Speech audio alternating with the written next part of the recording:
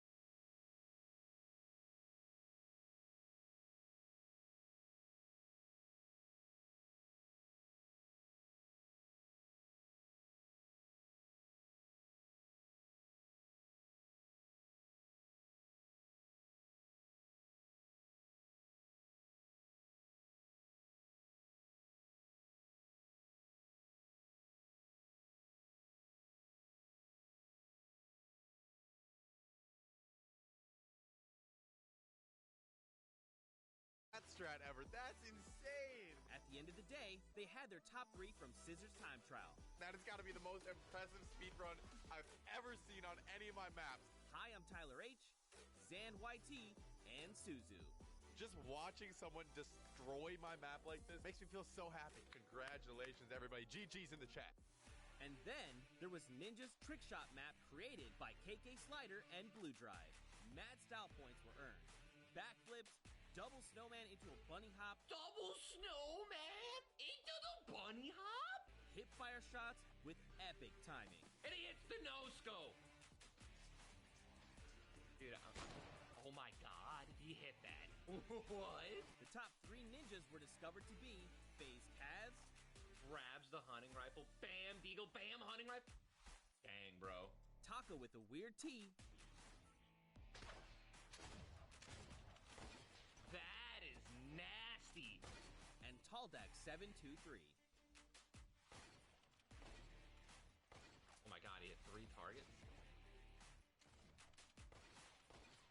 Let's go! Oh my god. He hit like 5 targets. Alright, Taldak, I see you, bro. Lachlan's Lockie's Landing was created by Wirt Andrew and Dolphin Dom.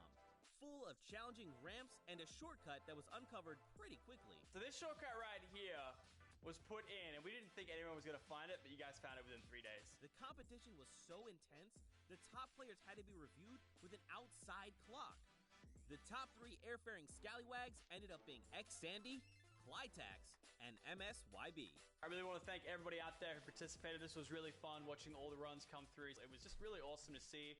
After that, we skip across the Atlantic to France, where Gotaga created a bomb defusal map with Nox and Krim. Et tout ça, bien entendu, le plus rapidement possible. Players had to traverse what was dubbed Elixir City in search of bombs to defuse as fast as possible. Players walked on pipes, the edges of fences, used shadow bombs, whatever they had to do to be able to hit every corner of the map in search of bombs. In the end, the top 3 bomb diffusers were RTA, Magma, and Chaps.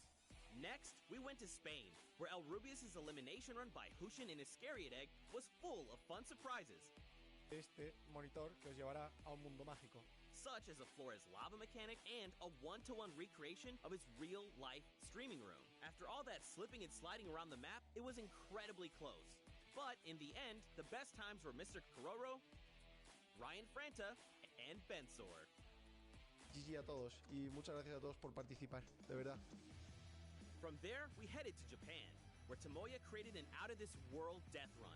ようこそ。このマップはね、1000m 続くアスレチックでいろんな種類のコースが入ってるんですけど、 And hundreds of players attempted to prove they could hang with the best. It was a death run map, featuring traps, ballers, and clever shortcuts. The top 3 fastest finishers all blew his personal best time out of the water. さすがすぎる。やば。 With his difficult map, Tomoya has collected a skilled team. Some of the contenders even found a shortcut in the map Tomoya himself didn't even realize was there. 当たってジャンプして走る。そしたらなんかね、長い間スピードがつくんですよ。普通だったらこの時点で止まるのに、これ見て。やばすぎるでしょこれ。 Tomoya has his work cut out for him to keep up with his stack team in New York, led by winners Dracius, Huijim, and Kutax. この3人と一緒に僕ね、クリエイティブワールドカップ頑張りたいと思います。みんなよかったらね。 Next up, we headed to Germany, where the Spandau trials took place. Hand of Blood picked his team by inviting players into a survival mode. World Cup hopefuls had to survive for 4 minutes in an apocalyptic map, all while collecting bacon by holding down points, shooting targets, and eliminating enemies. Though many participated and survived the 4-minute map, only 3 could join Hand of Blood in New York. The highest point earners were Svenos, Alex JJ, and Carnifex GG. Our final qualifiers challenge in Latin America was maybe the hardest one yet. Danyan and Achin teamed up for the most exclusive creative trial, with only 2 open slots on their team. El mapa con el que ustedes van a estar participando cuenta con 100 niveles o 100 desafíos diferentes. Hay unas cosas muy sencillitas y otras que tienen un poquito más de complejidad. In a brutal death run map created by JDuth96, players had to complete the courses as fast as they could and reach all 100 checkpoints to prove they had what it takes to play on the Fortnite World Cup stage. Tons of players attempted this death run in an effort to nab one of those 2 top spots. In the end, a few players got really creative, and 4Turtle and Stewart claimed the last 2 seats at the creative finals. And with these last 3 qualifiers in the bag, we're ready to bring these 8 teams to New York City to compete for a $3 million prize pool at the World Cup Creative Finals. Be sure to tune in on July 26th when we kick off the biggest competitive Fortnite weekend of all time.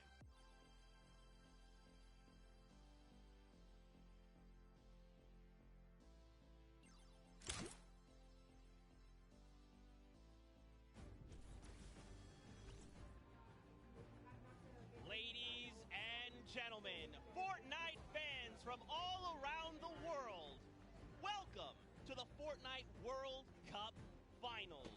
We are here at the USTA, aka the Arthur Ashe Stadium. I'm Zeke, this is Bala, and we have an incredible Fortnite weekend heading your way. We're hanging out outside at the Fan Festival. We're having a blast. And inside of the Arthur Ashe Stadium, we're going to have some of the most awesome Fortnite action for you all weekend, starting with the Creative World Cup Finals. That's right. Let's take a look at the schedule to get a little bit brief about what we're going to be taking a look at all weekend. Today, it's all about the Fortnite Creative Finals and that Pro-Am. Tomorrow, Saturday, we're looking at the duos finals, and then Sunday we wrap things up with the solo finals. We'll walk away with several world champions, not only from the BR side, but also from the creative side as well. Now, I mean, you know, Bala, I can't lie to you. I am over the moon right now. I'm so hyped. The event's here. You can see the fans. You can hear them. And then we're going to go in and watch all the creative action, solos, duos. It's going to be an unbelievable weekend. I can see you bouncing out of your shoes.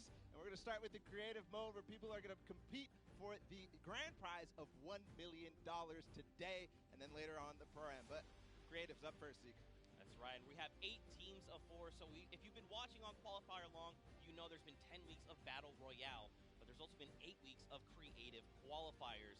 8 team captains have put together a team of fantastic creative individuals that are going to be coming through and competing and participating in the finals. Now, I think it's time to introduce the teams. Yeah. What do you think? Let's do it. Let's do it, Bala. We have teams getting ready. They are walking in. You can see the first few right now. It is the Funky Fighters. They are led by Tomoya. Team members are Kotu, Hayuzi, and Drakius. Now, Tomoya had built this unbelievable speedrun map. It was absolutely insane, and all 3 of these qualifiers actually found a shortcut in the map that Tomoya himself didn't even know existed, and that's how they snagged the 3 spots. So, of course, Kuta, one of the French players, he enjoys all the different sandbox aspects of the creative mode and sharing tons of maps with the community, so he's a creator himself. And then Hayzui, he's from Turkey. All of our teams almost are multinational. This player from Turkey, and then Dracius finally, the Swedish player who completed the map in 3 minutes and 28 seconds. That was the fastest time out of the Funky Fighters. Absolutely insane. Funny enough, we actually got to catch up with Kotu and hear what he had to say about the competition.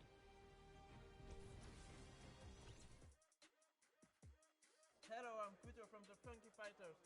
I'm gonna win this World Cup because I am the only pro player in all players. So he's getting ready. We're having a good time. We're going to continue on and welcome the second team to the floor. It's going to be the Chicken Champions led by Rubius from Spain. They competed, as you can see them now on the floor, an elimination run created by Hus HN and Iscariot Egg. The map was another one of these elimination runs where they actually recreated Rubius's room inside. But Rubius, the player from Spain, he held a ton of awesome live streams that broke records. That's right. Teammates are Bensor, Karoro, and Ryan Frenton. Now, of course, Bensor is from Norway. He's looking forward to playing here in front of this live audience. Very much excited. Karoro as well from Spain. He's only one of 2 controller players that are actually participating in the prom, so that's a pretty cool fact. And of course, let's not forget Ryan Frenton. He's from USA, and he aspires to be recognized as a speedrunner in the community. You'll love to see it. Yeah, also currently in college, enrolled in Michigan. So that's awesome as well. A student doing his homework. Let's see if these teams did their homework ahead of the competition. Bensor, what did he say ahead?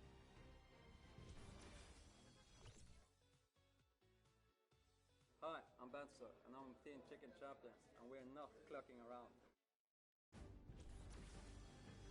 I mean, I meant a few words. You know, if you're ready to compete, you're ready to compete. Now, of course, we have more teams to take a look at. Let's head on over to the Fish Fam. They are led by legendary community and death runner Scissors. You've got Tyler, you've got Zan, and you've got Suzu up on that team.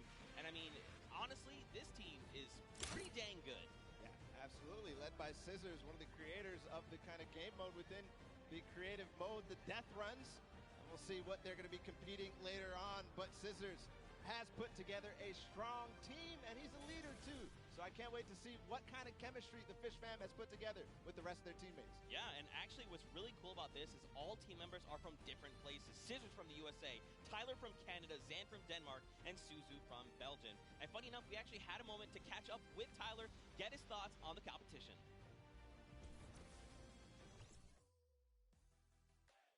Hi, I'm Tyler H. from Team Fish Fam. My group of players were the first people to qualify for the Creative World Cup, and we got the godfather of death runs himself, Scissors, on our team, so we're definitely going to take this home. There's no competition for us. Some strong words, some confidence coming out there. So we're going to continue on and welcome. They're on the floor right now. They're serving it up. It's time for the trick shotters of the Little Whip Warriors, led by team captain Ninja. and they competed on a trick shot map, one of the most unique out of all of them, and they're whipping it up, Zeke. That's right, man. You got team members Taco, FaZe Kaz, and Taldex 723. These guys are insane. Now, Ninja, I mean, everyone knows who Ninja is. Taco, he's from the USA. He used to play on console but switched to PC back in Season 4. You've got Kaz. He's also from the USA, and he started playing Fortnite just 2 days after Battle Royale was released. And then Taldex, he's just looking forward to playing games with his teammates. You know, he's looking forward to being here on the stage. Look at how excited they all look. Yeah, absolutely. Kaz had some words ahead, as everybody else did, so let's listen.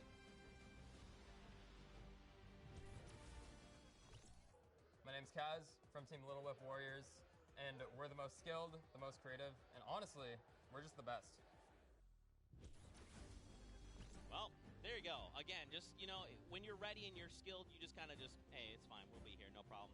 Next up, though, we've got the Ravens Revenge. This team is led by Gotaga. I mean, obviously, you guys know this man is the French. Paper scissors game against Ninja. That is an unbelievable sum of money. I mean, sometimes these things happen. It's during a charity stream, so, you know. Yeah, it's all for charity. That's what this is all about at the end of the day. A little fun fact as well, Gotaga's, his trick and creative map was actually called Elixir City. We kind of talked about that a little bit before the pre-show. We're like, that is a dope name. But, you know, we've been hearing from the players. Next up, we're going to take a listen into Magma and hear what he has to say about being here today. I'm Magma, and my team, Ravens Revenge, is going to do really good in the World Cup, and we're going to smash the rest of the competition because we have the Battle Royale skills, building, death run, we have it all. Awesome. We're going to continue forward because we still have a couple more teams. The Llama Record Company is next, and this has some familiar names for the comp Fortnite scene.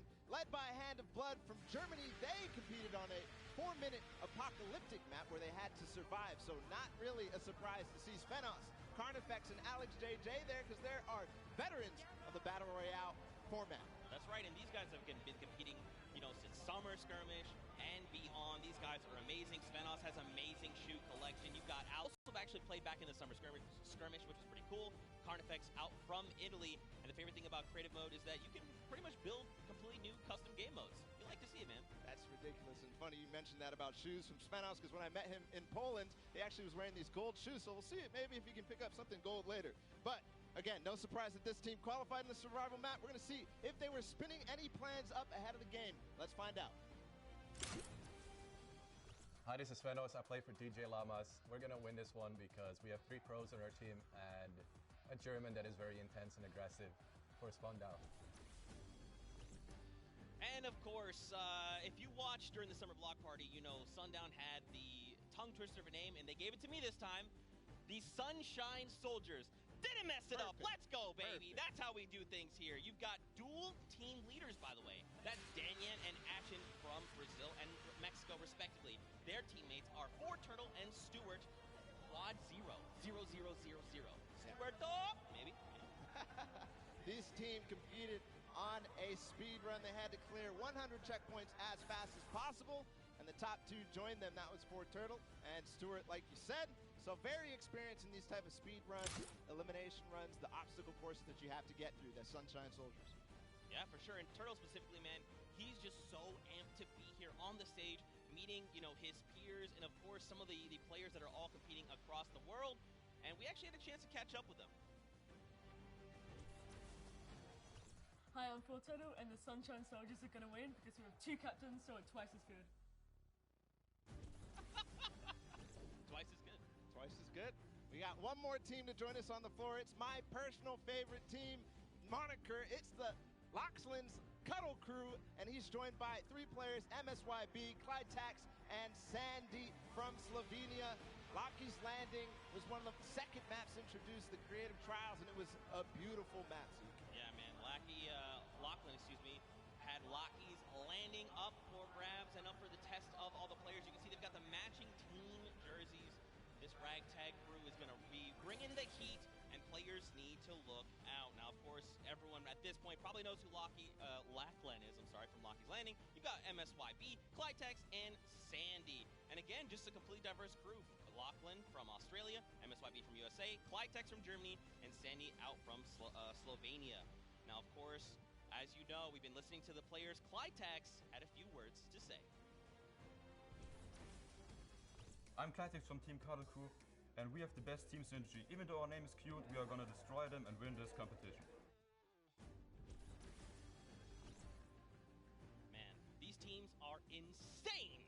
And of course, creative is always a pleasure to watch. I think we're going to surprise a lot of these players and you guys at home and here in the stadium with what you're going to be seeing.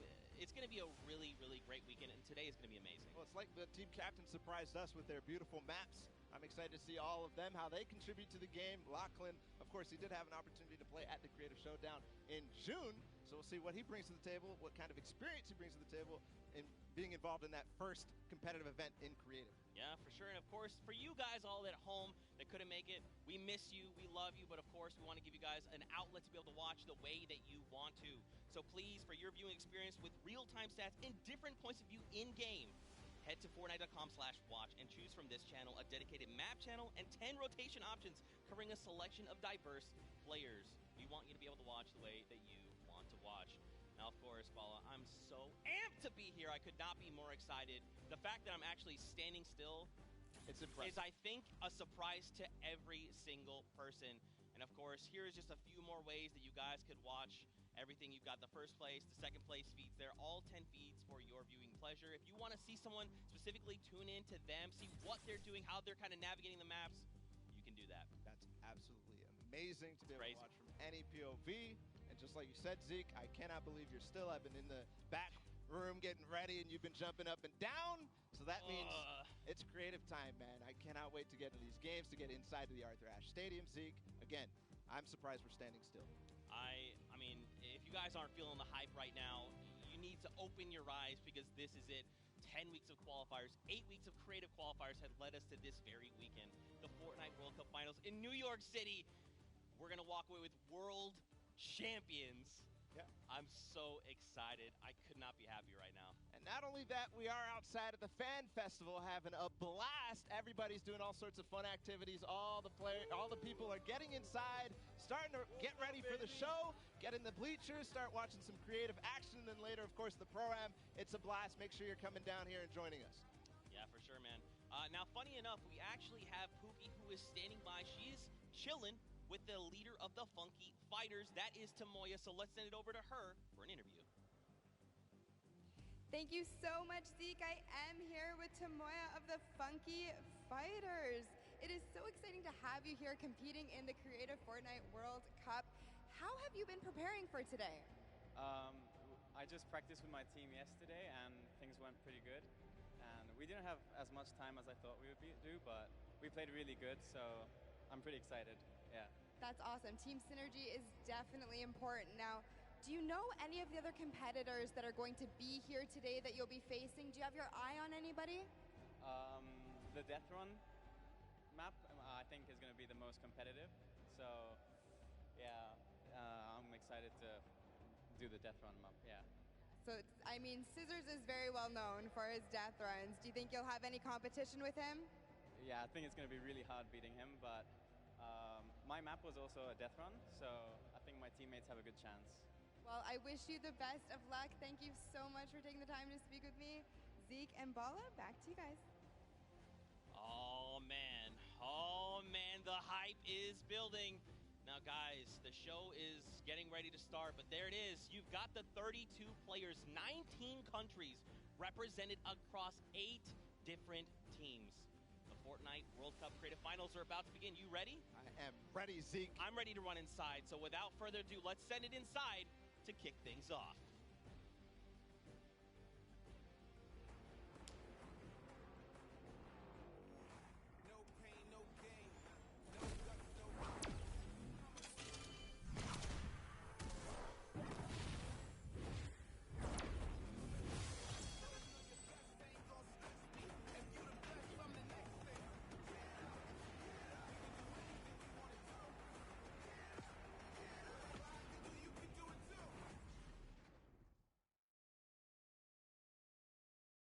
Ladies and gentlemen, what's going on? How you feeling today? That's what I like to hear. That's what I like to hear. Welcome everyone to the Arthur Ashe Stadium. I'm Golden Boy, your host, and I couldn't be more happy that you guys are here in my hometown of New York City. It's actually quite nice for me because that means I don't really have to travel that far. It's pretty cool. That being said, we have a lot of cool stuff that's going to be happening here today. Not only do we have the Creative Showdown, but we also have the third Fortnite Pro-Am that's about to go down. It is going to be incredible. You got some of your favorite content creators. They're going to take that stage and battle for your entertainment. Now, you know that we saw a few of the players that were coming out here. We actually have one that you all may with Pookie. Pookie, who you got for me? Thank you so much, Golden Boy. I am up here on the main stage with Ninja. Familiar faces for everyone in the crowd. Let's hear it. How excited are you to be here today at the World Cup Creative Mode? This is something different for you, I'm sure. Yeah, I haven't really done too much creative, but I've been playing a lot with these guys, obviously, the last 48 hours, and no, I'm really excited. I think we got a really good chance, and we're going to have a lot of fun. Now, tell me a little bit how your team came together. Yeah, I checked out their clips for the trick shots that they submitted, and they were all, you know, they stood out to me, they were special, and it was just an easy choice to pick these three guys. And, you know, like I said, we've actually been bonding pretty hard the last 48 hours, so team cohesion is an all-time high. Team cohesion, I love it. We should have named you guys the Ninja Trick Shot Warriors, really. That would have been awesome, but there's no, I mean, there's a ninja skin kind of in the game, so, you know, we could have had, you know, maybe some of that. That's all good. I like the little whip. I love my little ice cream. And anybody that you're looking forward to facing off against here today? Everyone here. You know, Gotaga, he's my fellow, you know, Red Bull competitor, essentially, and, you know, Scissors because he talks a big game. That's it, yeah. Those two guys, I'm looking out for them the most. Well, he does talk a big game. Let's see if he can back it up today. Thank you so much. I wish you all the best of luck. Golden Boy, what do you think? Well, I think that's pretty awesome because the good news is we got 8 great teams that are going to be playing for a $1 million grand prize in 3 very creative modes, which means today's really all about fun. And who better to have some fun with than none other? You got Monster, Sundown over at the cast booth. Take it away, fellas.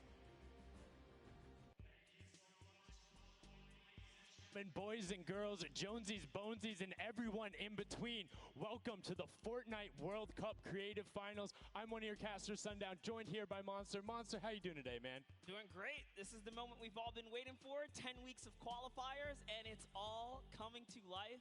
And this is what we're here for. Yes, after the 8 trials now, what you will be seeing on the stage will be 4 sets of 3 matches in 2 never-before-seen maps, and a little refresher coming from the Creative Showdown there with Sky Station Showdown. It's going to be incredible. That's right. So you guys have seen the Sky Station before. Lucky for them, you know, they get to kind of come in here, prepare, kind of prepped up, but there is so much more that is going to happen that hasn't been unveiled today. Oh, and I mean, it's seeing the adaptation across these sets is going to be incredible, and they're going to get a chance to revisit them at the end with a little remix, but we'll get into that here in a second. Let's check out the overall scoring and how these guys are going to be competing and how they will win. So, as we said, that first set is Sky Station Showdown. Junkyard Juke will be the second one. Set 3 will be a never-before-seen World 1, and then set 4 will be the Golden Games. Now, the Golden Games will comprise of a singular match from each one of the other 3 with, as I said, a nice little remix on it. And the Golden Games is worth a golden llama, while all of the other sets are worth a singular silver llama.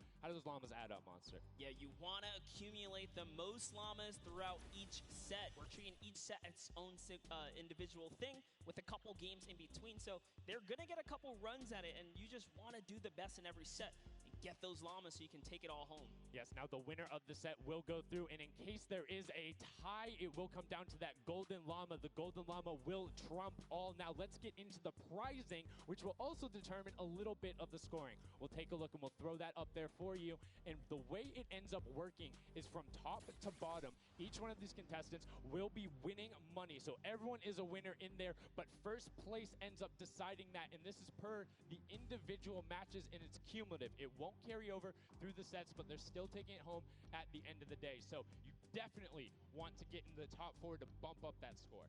Yeah, that's right, and that is every game. Per match, we have a big winner. Of course, it's going to be divvied out between everyone competing, but come on, with the amount of games that's going on today, this is incredible. Yes, that is across 12 of matches total. So tons of chances to win prizes from all of these guys. Let's take a look at the roster and all of the teams who will be competing and give you guys a quick little overview. You can see Chicken Champions led by El Rubius, Sunshine Soldiers, got that one right too, Zeke, with Danyan and Achin representing as the captains, Funky Fighters with Tomoya, Karoku represented by Lachlan. But we gotta give some love to the Ravens Revenge. You can see them up there, Little Whip Warriors. We already kind of touched base with Ninja. Llama Record, which you talked about a lot, coming up into here. And of course, the Fish Fam, who's gonna be led by Scissors. And these are some of the creative kings. They've been able to go through, run, qualify. A lot of them have had the world run, or not world run experience, excuse me, but in those death runs where they were doing the qualifications, but there are also some combat aspects. So we've seen Sky Station Showdown before.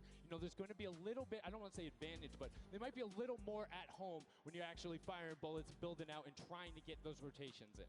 Yeah, I mean, you cannot underestimate any of these teams. These guys grind, and they all play Fortnite. But let's go ahead and take a look at the format here so we can kind of see a run on how they take these victories. So now the VIP will be those creative captains, and they have to be the one in the capture point uncontested to score points. They will get 3 points per second in the initial hills, and then the first team to 1,000 points or the highest scoring team by the end. And also, the creative captains will be wielding the Infinity Blade. That Infinity Blade will be important because they had to get to the capture points, A, B, and C, which will give 3 points a second. And then 7 minutes into the round, point D opens up, where you will get about a lot more, right? 12 points a second. Four times is a lot. That is what you want to do. You want to gun for the point D on the map. That's your comeback, or that's your lead taker.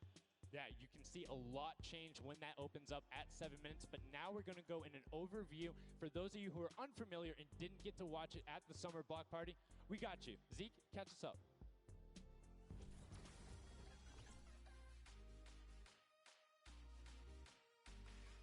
This map is a collaboration between Team Evolve and Epic. Now let's break down how it all works. For this very special event, we are bringing you an exciting King of the Hill style game built in creative by Team Evolve. 8 teams of 4 players will start at their home base on the edge of this massive flying city. Together they will push 3 capture circles, racking up points by holding them down for their team. As each team heads toward the capture points, they'll need to protect their team's VIP, who plays a key role in this game mode. If they get eliminated, they'll respawn at the team's home base. The VIP is the only player who can earn points for your team while in the capture circle, earning 3 points per second. They are also the only ones who can wield the Infinity Blade, which deals massive melee damage and enables the wielder to jump incredible distances. It's the rest of the team's job to make sure the VIP gets to the capture circle and stays there as long as possible without being eliminated. With 3 capture circles across the map, teams have to strategize to figure out which point they'll be able to hold. Pay attention to your surroundings, because if lots of teams are fighting for the same point, there could be an open circle elsewhere. Hold up. Did I say 3 capture circles? Actually, there's a 4th one. Partway through the match, the 4th capture circle in the center of the map will open up and will award 4 times more points per second than the others. But with high reward comes high risk. After each match, teams will be ranked based on how long they held the capture circles and earn overall points based on their rank in that game. Those points will be added to an overall leaderboard, and at the end of 6 matches, the team with the most points wins. Let the showdown begin. Love seeing that and getting a quick rundown on how the teams can go about playing. Now, Monster, I have to ask you, knowing the rules now, seeing the map, seeing the teams, who is your team to watch out for? You know, early on, I thought the Little Whip Warriors and the Fish Fam were going to do good, but hearing from the Ravens Revenge, Gotaga now, I'm just shifting towards Ravens Revenge here. They've swayed me. Their entrance has really swayed me. They definitely had a lot of confidence down there in Gotaga. It can be very competitive at a drop of a hat. My team to watch, the Llama Record Co, Hand of Blood, Svenos, Alex JJ Carnifex. You heard him talk about it. 3 competitive veterans and a very aggressive German. That's a combination that I want to see on Sky Station Showdown. Now, we've done a whole bunch of talking, but I know why you guys are here. You know why we're here. It's time to play some Fortnite. The Fortnite World Cup Creative Finals starts right now. And this is it. We are loading in Everyone's hopping out, and they are actually familiar with this map. So we're gonna see the strategies off the bat here. Let's see who can take away and break away with that early lead you saw there. Nice wide shot of all of our captains here. Here it is. Little Whip Warriors in the lead off the bat. Already you can see trades coming out now. A fun fact, the Infinity Blade wielder gets a bonus 100 health and shield, so he's sitting at the 200 mark. On top of that, Siphon is on. If you get an elimination, you get that 50 effective HP back over. That makes the Infinity Blade very hard to take down. They also get those big crescent move jumps to slam down. And as you can see going on the right-hand side of your screen, it is creative chaos all over the place. But now taking in with the Little Whip Warriors as they're able to clean it out, and Ninja's trying to rotate up top. Yeah, I'm sorry to break it to you, but the Llama record was completely pushed off of their point. And now we have Ninja who's going in with the Infinity Blade. What a player to wield this one right here. Oh, he's getting pushed back. Notice how he doesn't even want to get eliminated. He wants to do as much damage as possible. But is that effective? I think you just kind of reset and you go, or you get up there and you start swinging. The 75 damage hit will be able to take it down, and the Llama Record Company establishes himself right back up. Now, what's going to be interesting to me is how the players utilize their building. You start with 50 wood, and then if you get an elimination, you get 25 wood directly into your inventory. So if you're able to kind of eliminate out and put pressure down, you can get some ridiculous builds, as we're already seeing on top of the Blue Hill. Yeah, this is actually a neck-and-neck race right here in the early game so far. Fish Fam, Chicken Champions, and Raven's Revenge are all trading spots at the moment. And Sunshine Soldiers comes right on in to wipe that up and get them out of there. And nice job for Stewart. And look at the Cuddle Crew across the way, just now getting their first points because they've been contested the entire time, whereas Llama Record Company has only had one team coming up towards them. Another thing to note, let's talk about the loadouts here, Monster. What are they rocking? They're rocking everything that you can get in the game, from blue tactical AR up to that hunting rifle. So you have the long range, you have the close range, you have the AR. You kind of just pick and choose your battle, what you want to use. And the one thing you're missing that the Infinity Blade wielder does not have will be 9 impulse grenades. So everyone has a bunch of mobility to be able to get up there. But you see right there, Scissors able to cut down a bunch and get a decent amount of timing. Let's take a look at the score. Little Whip Warriors climbing up, but it is only a 5-second uncontested lead, and they're building on it. Right now, not a lot of points have been scored, which means when that hill opens up at 7 minutes, it's going to be that much more important. Yeah, this is going way better than I expected. There is no one dominant team so far. But the Little Whip Warriors are doing so great right now. There goes Ninja, and he does get traded out. Raven's Revenge kind of takes it back over. We'll go Taga squad managed to hold it down for long enough to get their, points in. Don't forget, he has to clear out the point. If there's someone on it, you're not going to get anything. Right, and as soon as you're up there, teammates are not building for you. You're exposed for the entire map. Everyone else is able to see you. You can see Rubius going in, but the double tack plus the Infinity Blade wielder of Hand of Blood.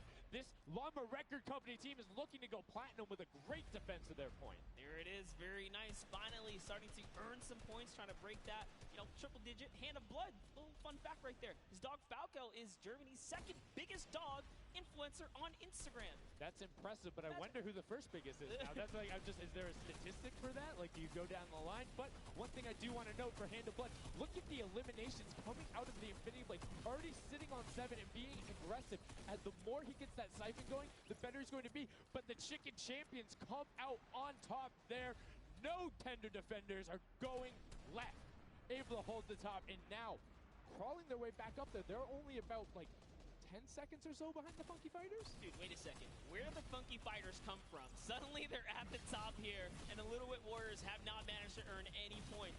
Sunshine Soldiers looking to kind of ruin that festival up top, but it's Tomoya.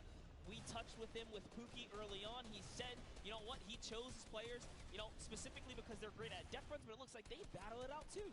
They're doing a very good job of making sure they go at the same time. You can see Tomoya here being patient, doing everything he can to try and find an outlet, but he doesn't want to commit before his teammates are there. He's waiting for Kutu. There they are. Kutu coming up with him as well. The fight is on, but we switch back over to Scissors just chopping it down, but the Fish Fam is a sushi there as the retake happens. That is actually crazy. Watch him kind of wait there, prepare the ambush. His team comes up and they collapse on the point, and bye-bye Fish Fam. Fam.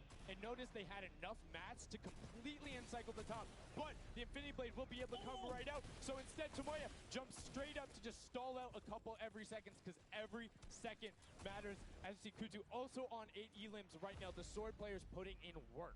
We have a bit of a tie up top. Funky Fighters and Fish Fam.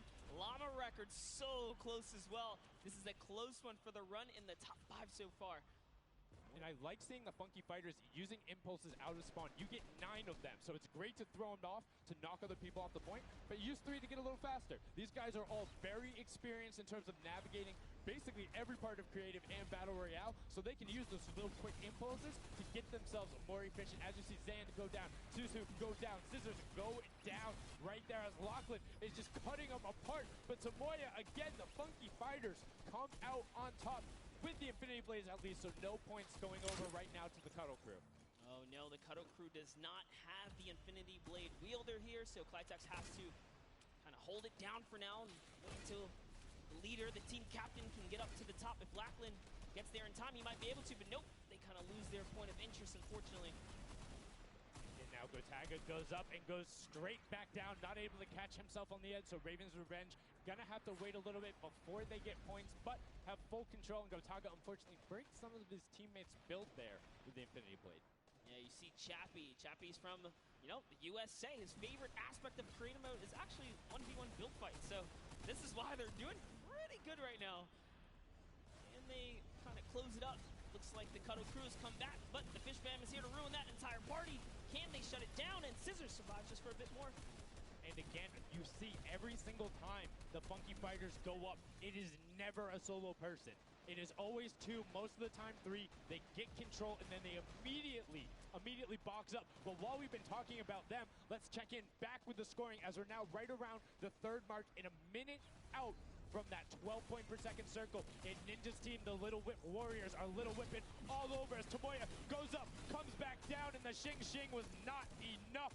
Cuddle Crew takes him down. I actually love that strat. You don't see anyone else really utilizing the dive straight up into the air to kind of disengage off the pressure. Ninja's doing a great job chopping up here. He's already at 8 elims. That, never mind, make that 9. That was Gotaga who went down right there. And they finally get another run at, you know, advancing the lead here. And they are slaying out, too. Yes. You see every single one of them almost to the double-digit marks. But Taco, hello. That was your head. Yeah, you got to be careful because, hey, if all you're doing is sitting there rifling, that's fine. Somebody's going to take a hunting rifle and make you pay. Lachlan goes up. MSYP is just behind him, and Lachlan is able to take that one over. Kaz is trying to do everything he can, and he does get Lachlan, so good delay coming out from there, but opening up about a 20-second lead. But here we go. 3, 2, 1. Middle point is open. That's 12 point per second, and right off of the bat, we see Cuddle Crew heading towards it. Impulse is going out, and a swing and a miss there with the Superman jump from Ninja. Not quite going to get it as Rubius and Hammer in the circle right away. Rubius under fire, but Ninja under fire. Who will take it? Rubius has the better sword on the day, and then immediately taken out. This is chaos. Whoever's the last one here is probably going to be the most successful. But remember, you need your sword wielder. Your captain has to be there. If Lachlan isn't there, it's not even worth fighting for. So Claytex doesn't care. He's trying to pick up that elim counter, and he's on it. He's playing some good defense there. Down goes Hand of Blood. No points for the Llama record anymore. They actually use that. Just a couple seconds put them all the way back up to 2nd place. And 2 of the Cuddle Crew right now have combined for 31 eliminations, but they're not converting it into points. They're currently sitting at the bottom, 189. Little Whip Warriors do still have a lead, but it's already been cut down. And just as I said, with the middle hill, Funky Fighters almost take it away. There it goes right on over, and you see any amount of time in that middle hill is so efficient. I'm actually loving that little strat right there. They hold a point, then aim out to where these players spawn in and kind of move in from, just kind of pressure them back. Yeah, so that's when you need somebody with a hunting rifle to start taking shots and saying, hey, pick on somebody else. If you look this way, you're going to have to respawn, because if you can get tags, great, but if you don't convert them and into anything, it's not worth it. As I just kind of stuttered, because Carnifex is sitting on 23 eliminations, Hand of Blood on 14 right there. That's why the Llama Record Company is ahead right now. Yes, and they were using that 4x bonus on Capture Point D, which is right in the middle. It only appears after the 7-minute mark. So now that we only have 5 left in the game, it's up to whoever can hit that 1,000 first or the timer runs out. But at this pace, I think the Fish Fam Funky Fighters or the Llama Records are probably going to take it here. Yeah, the Sunshine Soldiers are also racking up points quickly. What's interesting to see is the Fish Fam are pretty much now uncontested as everyone has tunneled in on that center hill. But once you get later into the game, when you need to kind of go up a little bit more, consistent points end up winning out because everyone will turn their attention to the 12 points per second. You'll have impulses going down there, random hunting rifle shots, builds 24/7 because they see that tick happening. And look, as I say, all the sword players are down there, 2 of them going off, the tac shotguns being thrown up, walls everywhere, but it doesn't matter. Points aren't being scored right now. Yeah, they're trying so hard to get all the bonus points that the Fish Fam is just like stealing away the lead right now. But also, remember, if their teammates pick up elims, you get matched straight to your point, into your inventory. So they're able to fortify up there, and that's why they're just slowly growing. And you can actually fortify to prevent the impulses from going in or make kind of a wall to toss it in. As you see, Hand of Blood picking up his 16th elim, but hey, Scissors is chilling. Yeah, Pumpernickel it up, man. Pumpernickel it up. Yeah, let him know.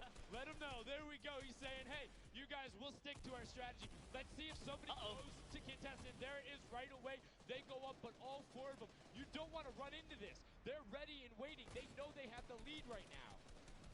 Oh, he's holding a trophy.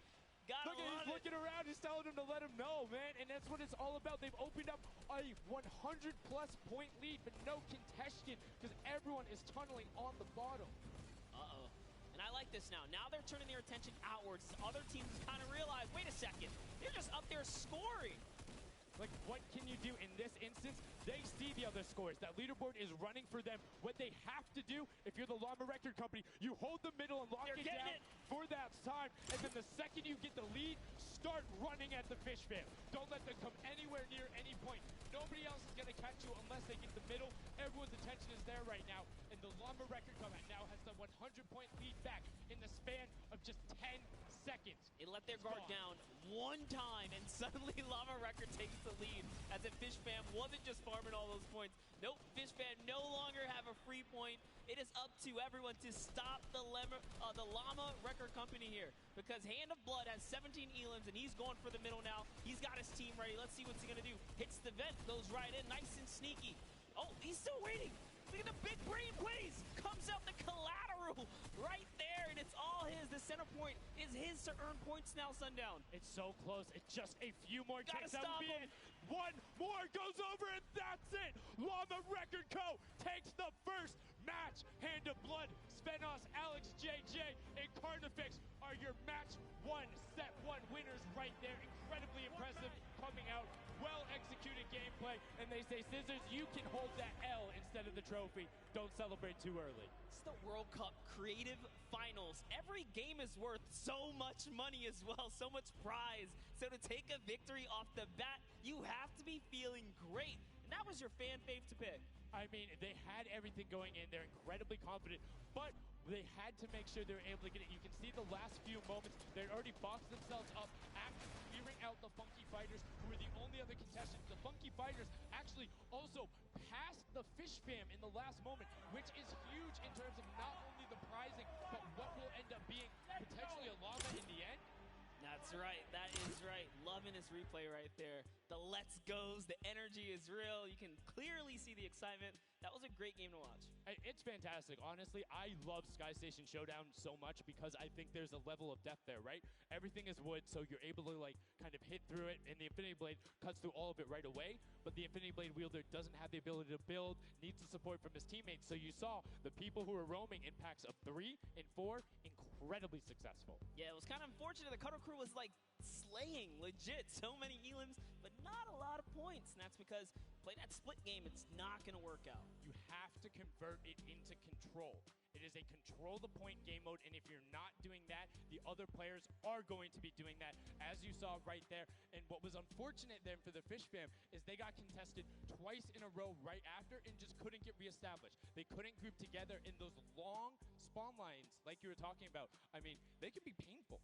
Yeah, you know, I was rooting for Raven's Revenge, man. I might have to jump on the Llama Record Company bandwagon. Bandwagon it? Really? One match? Just one, dude. One match? That was quick. All right, well, he jumps on the bandwagon. We're going to jump on over to Pookie, who has an interview for us. Thank you so much, guys. I am here down on the arena floor with our champions here. We have the Llama Record Company. Now, have any of you ever played this? Let's go to you first. Yeah, we had a few training sessions yesterday and we were totally dominating the game mode. So, I mean, we are by far the best team here. And right now, we feel very confident, yeah. Well, you certainly played, like, you came a little bit from behind there. So your strategy was kind of like to get those points that are slower occurring at the very beginning and then kind of go into the middle and kind of start dominating near the end. Who made that call? I mean, that was pretty much me, yeah. Like, we know that at 7 minutes, like, the middle just opens up and you get like 12 points a second instead of 3. So, yeah, we decided to work on that. We weren't that good at first, but we got a strat going. So, yeah, it went pretty good. Speaking of strategy, are you going to carry that into the later games? Are you going to change it up? We're just going to do the same thing. Hopefully no one follows us. I mean, now all of your competitors have heard you say that, so we might have to discuss strategy a little bit when the microphone gets turned off. Now, finally, for you over here, how does it feel being here, playing in front of this massive audience? It feels amazing, like it's just a dream coming true. Thank you. And for you over here, you've traveled all of this way to just be here, be at the World Cup. Is it surreal? How do you feel about it? It's an experience. It's really nice. Yeah, and we love Spandau. Yeah. All right, well, we'll talk about that. You guys got to educate me on that. Not sure what that is. Thank you guys so much. Congratulations on taking the first game. Casters, back up to you. Thank you so much, Llama, Record Co., Hand of Blood, Spenos, Alex, JJ, and Carnifex taking the very first match of the creative finals, the first match on this stage. I mean, it was an impressive format. They clearly had a strategy they wanted to execute on. It took them a little bit to get there, but over the course of the game, they were consistently accruing points. Yeah, I should have known last night they were going to do good. Saw them on the hotel lobby. They were hanging out, literally as a crew. One of the only creative teams that I saw sticking together like a squad. Should have put my money on it. Like I said, bandwagon. It took less than one match in an interview, and he was like, oh yeah, I'm fully on board, no problem. I'm so convinced. It's all good. This set has been so exciting. I mean, who are you looking out for? Who can contest them? And what do you think the next step is to shut them down? They say, hey, we have a game plan. We're going to do the same thing. And I agree. If it's not broke, don't fix it. Like, stick to that if you're going to keep winning. But what do the other teams do to now make them uncomfortable? How do you go challenge them? I mean, honestly, we saw a lot of that team play out of the Fish Fam, right? You wait for your Infinity Blade wielder to come up and then get the team that back them up. You have to work together. And remember, when you catch an elimination, you get mats for it so it can help you build. Yes, mats and the health back, but the first match is done. The second match is kicking off right now, and we will have a pretty good idea of where we're going. I'm excited to see if they can repeat, and now the second match is underway, and right away you can see some players sprinting out, some opting to take some hunting rifle shots as Lachlan grabs that Infinity Blade and goes straight up. And you can see you can actually make it to the top if you hit the vent, jump, and then jump again. 2 jumps right away. Fish Fam and chicken contenders. God, awful. Chicken champions. Apologies. Tenders, chicken what? You trying to eat some Tender defender, chicken tenders. I know, my fault. All right, here we are. So this time around, the Sunshine Soldiers actually managed to get some points off the bat. Very good for them, but Little Whip Warriors, same thing we saw before. How to take, a little bit of the first big step here. I mean, Ninja, it knows those jumps. He's able to get around incredibly efficient, up to the top right away. But the early tack fights coming out, Tomoya able to ruin that one there, but then Tyler trades it right back out. And what really is important here is about establishing control as a team. You want to stay together and just get your momentum rolling as Ninja goes up, followed quickly by the Little Whip Warriors. Ninja goes first, gets 1 elim, gets 2 elim as they swarm from both sides. So Ninja was up 2 from the back, 1 from the front. That was a very well-coordinated retake. Love how they did that, and now they're all holding it together. Kaz holding on the backside, keeping these players off the ramp. But it's Gotaga squad who's coming up the top here. It's Chappie, and Gotaga dives right on up into it. And doesn't matter, he just gets taken right down. This is what you need to do here. 6 eliminations already coming out from them. Taldock with 1, Kaz on 4, and then 2 for Ninja with the Infinity Blade, as Taldock is immediately spraying down shots, making it just a little bit more difficult. But boom, there come the hunting rifle shots, and Taldock is taking shots as well. Out of builds and needs to back up and use his team there, and Gotaga goes straight up. Oh, they need some builds for their backside because they are getting sniped straight out of that spawn point there. It's Raven's Revenge, who they're just kind of gatekeeping at the moment, right? Look at Chappie's like, dude, I can't even go up right now because the team is up there. It was a good challenge, and he did some damage, but Ninja was all over it. Now already up to 4 elims, opening up a 60-point lead, but have to keep an eye on the other parts of the map as the Chicken Champions are doing their best to hold the top but get pushed out. Kaz finally gets taken down, but 5 elims on his first life there as Ninja challenges Magma. Will he be able to clean that one up? Yes, and he does. But Chappie's on the other side. Slam goes down right away, but now we're over on board with your match 1 winners, the Llama Rekiko, and they're already slaying out as well. 12 elims for them, but 0 on Hand of Blood, which is actually efficient, assuming he doesn't need the health. Will have the sword regen going through, but he can't use the builds, right? So Yeah, other people need them. He can't build. He also can't get hit right now, so he needs to be careful because he is 1 shot away from getting taken out here. But someone dives right on up. He has to put that pressure down, and it's the Chicken Champion to make a quick end of him. And it's their turn to start accruing points, but no. Chicken Champion leader goes down there. Good attempted defense from Carnifex. Was able to trade out 1, but now we have 2 swords up top. Gotaga and Lachlan just trying to beat each other up, and Gotaga comes out the winner of that one. Other Cuddle Crew team does pick it up there.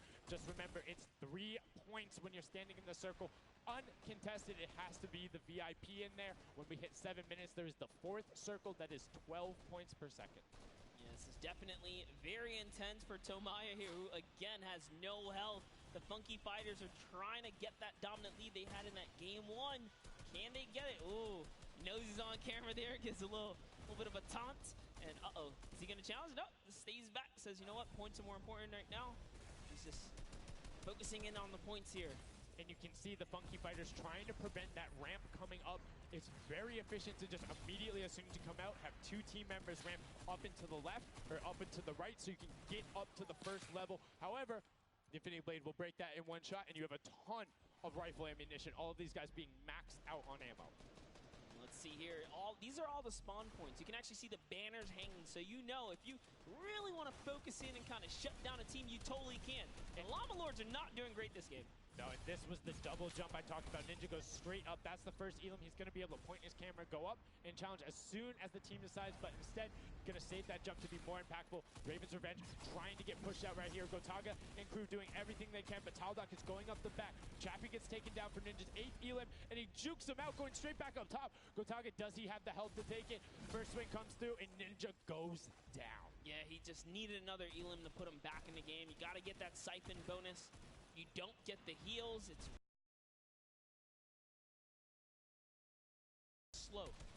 It's very slow. You can see the tick going up there. It's not something that you're going to be able to rely on, particularly when other players are getting the siphon off. If they're the ones trading out the shots, they can quickly change HP, and those are long animations. But look at the challenge. The 3 different teams going up, and now it's just the Fish Fam and the Cuddle Crew. Lachlan doing everything he can. Zan goes down, but tries to create a little bit of space, eats the headshot from Suzuhu, and disengages. Cuddle Crew finally getting a couple points here. It's been pretty rough for them so far on this map here. Can see this struggle just a bit. The story has definitely been Ninja's supreme dominance so far. He's doing pretty good right here. And even with no health, says, you know what, I'm not going to give away 3 points. Might as well go for it. He was so close. Yeah, you can see him calling out the whites there on the sword, knowing they only need a couple more shots to get it as we switch back on over to the Cuddle Crew, who've established themselves there, but are still struggling. First time we're really seeing them all together, but Clytex immediately gets ripped from the spawn. Yeah, Lachlan's team needs to represent. And there they are. They're finally starting to score it up. He's got a couple of eliminations. You can see X-Sandy here. 16 elim, so definitely has some slayers there. Yo, they need to figure out their game plan because they're getting elims and putting things together. They have solid numbers. They're just not getting the right hill time. Maybe it's go somewhere else. You don't always have to go to the point that's directly in front of you. Go contest someone, or maybe just go mess with somebody at their spawn. Delay them so they don't rotate towards you. Like a number of times, as you said before, you can see where people are spawning. If you want to go deny a team, you can send somebody to deny them. Just know that player is coming back over and over and over with likely more resources than you. Every single time. And look at this. The Little Whip Warriors approaching that 400-point mark. And in just 1 minute, that new point capture D will be unlocked in the center of the map. And while they have a solid lead right now, just under 150 points, that disappears in the blink of an eye. That's about 15 seconds uncontested in that middle hill. That's just how valuable it is. But we saw the shift in gameplay that happened. Everybody tunneled it right away, and then the Fish fam were able to get back up, but after that, kind of cycled it back in, and the center point became the focus and where the win was taken. And right now, Llama Record Co., you said they were struggling at the start. They're doing fine right now in second place, Monster. They're definitely creeping their way right back up. They're about to hit that 300-point mark there. Here we have Svenos just on the point by himself right now, waiting for Hand of Blood to come on up, hopefully. And again, no surprise, Ninja and his crew has found himself another point. And the way they've angled this build is brilliant, because if you come up the steps, you're pushing into somebody's right hand, and on the other side, you're blocked off, as Ninja then just drops down Stewart 0-0-0-0, and he gets picked up with the alley-oop from Gotaga, as Gotaga comes up with Magma. 1, 2, 3, Ravens out of nowhere, but the Little Whip Warriors don't care. They're cutting down in 3, 2, 1. You can already see MSYB is down there. Alex JJ down there. Carnifex down there. They're trying to set up control right away. Llama Record go, but the impulses are raining from everywhere. Hand of Blood really tried to get in there early too, as did every other captain, but it was to no surprise, not effective. And you can see that the Chicken Champions are committing to the 3 points right now. Little Whip Warriors as well, while contention is happening down in the bottom. No Infinity Blade Wielder is in there, but the steady climb of points coming out of the Chicken Champions is going to be beneficial. But also, just like that, Llama Record Co. is a little bit off the pace. They need to get the center uncontested. However, this game, they have a lot more attention on that. Yeah, but look, Fish Fam's doing the same thing they did last time, just slowly, or actually, sorry, the Chicken Champions have adopted the strategy. Fish Fam are doing it too. You can see they're getting 3 points there. So there's 2 teams who are just hanging out up top, no problem. All the other teams right now are contesting. Raven's Revenge has control of the of one of the other side. So every hill is occupied and full controlled by a team, not being contested. Everyone else is looking at the middle. Yeah, and it's actually working. The Chicken Champions are right behind the Little Whip Warriors right now. They're almost in the lead here. They just have to kind of hold it down. Honestly, the Little Whip Warriors have to identify what platform they're on and go take it. Well, this is what happened to them last time. They kind of had a good lead and then stalled out. You need a game plan with the middle platform goes, and you either need to stick to it or, depending on the score, be adaptive. Because right now, Chicken Champions, they're being fine. As long as somebody isn't controlling the middle, they're going to be able to have that lead, and you can send one person to just throw impulses down there over and over. Just be annoying from the top. Here's Scissors. 6 Elans looking good on this other point, and now he's in the top 3. They weren't even close before, but just by slowly, consistently gaining points here, you can see they're breaking those thresholds slowly but surely, and Little Whip Warriors are no longer in the lead. Yeah, Little Whip Warriors actually unseated the Chicken Champions there from their control point. They're taking it over. They're trying to get it back, so that's a battle right now. But the Funky Fighters out of nowhere, middle hill, and all of a sudden, just like that, into first place, going to pass 700 in just a second. Nope, get pushed out, and now they're back in there. Tomoya going off right now. Llama Record Co. down there and trying to push him out, and you can see they're contesting it over and over again, but they're not getting the points they saw last game, falling off the pace. Yep. They are slowly just battling for this number 1. Chicken Champs kind of overtake it now as well. The Fish Fam not too far either. Everyone's so close here in the top 4. Don't forget, you take a victory, you win 55,000 bonus in prize. And right now, Suzu is going off. 21 eliminations, and right as I say that, apologies for the caster curse, but 21 eliminations from the Belgian. He loves practicing his builds in creative, and is showing it off here with really clever defensive cone edits up there. But right now, Little Whip Warriors are going at it. Tomoya gets the better of Ninja, and he gets cut down, but Funky Fresh Fighters then get sent all over the place thanks to the impulses from above. I love this strat. He kind of sends out for a second there just to kind of catch a breather, see if his teammates come back. But unfortunately, the timing was just a bit off. And the Llama Record Company now control the middle point. For how long, we will find out here, as this is their comeback story, because they need these points desperately here. Hand of Blood still alive just long enough to get a couple of more points. But Scissors is playing the long game here, just eating away at the threshold here at the top. So Suzu isn't grouped with them. I'm assuming they've sent him to just go either watch middle and be their middle control. No, he just came up the backside. There you go. And just like go flying at people as the Kadoku come up in a very well coordinated pinch. 3 from the side, and Scissors gets taken down, but the Funky Fresh, oh no! No! Right now, you have to send somebody to stop them. If that Infinity Blade wielder gets out of spawn and goes anywhere for 1 second, they will win. Somebody has to deny him. It is all on Tomoya. Anywhere he goes, it doesn't have to be the one near him. If he touches the middle, a singular, uncontested second will be the victory for them. These are the final moments here, Sundown. Look at him. He's got a slight grin on his face. He wants to do it. Is this the point that he's going to make it? Here it goes. He takes the stake. He does miss. He's going back for it now. His team's up there. All he has to do is sweat just a couple of times. Can he win this straight? And he does not. And as you watch, check the points on the right-hand side. Nobody is climbing up by the 12s. And as they did, Llama Record Go gets the control there, but Little Whip contesting them right back. Funky Fresh Tomoya will be back and looking to find it, but the contestant is going for the middle. Here's Tomoya. He knows just a second in there. Uncontested will be enough. Can he get it? Oh, no, he doesn't. He got knocked down. The impulse grenade at the second he landed knocks everyone out. No one's in there. Can he find it? And he does. That's it. His feet touch the ground. The impulse doesn't go off. Tomoya takes it for the Funky Fighters with some brilliant teamwork. What an intense endgame, too. Get taken out at 999 points.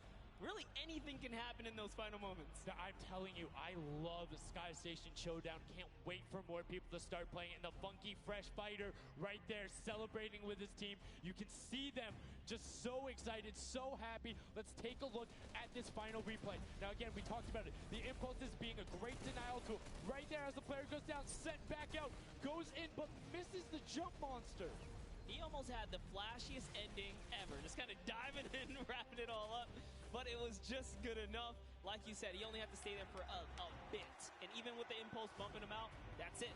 And I mean, you saw the impulse explosions the second after going off. The team's doing everything they can, but it was not enough to shut down the Funky Fighters. Tomoya, Kutu, Huzi, Dracius, incredibly well done to take the second match of the first set at the Creative Finals. Yeah, you know what? I am a Funky Fighter rooter and supporter now.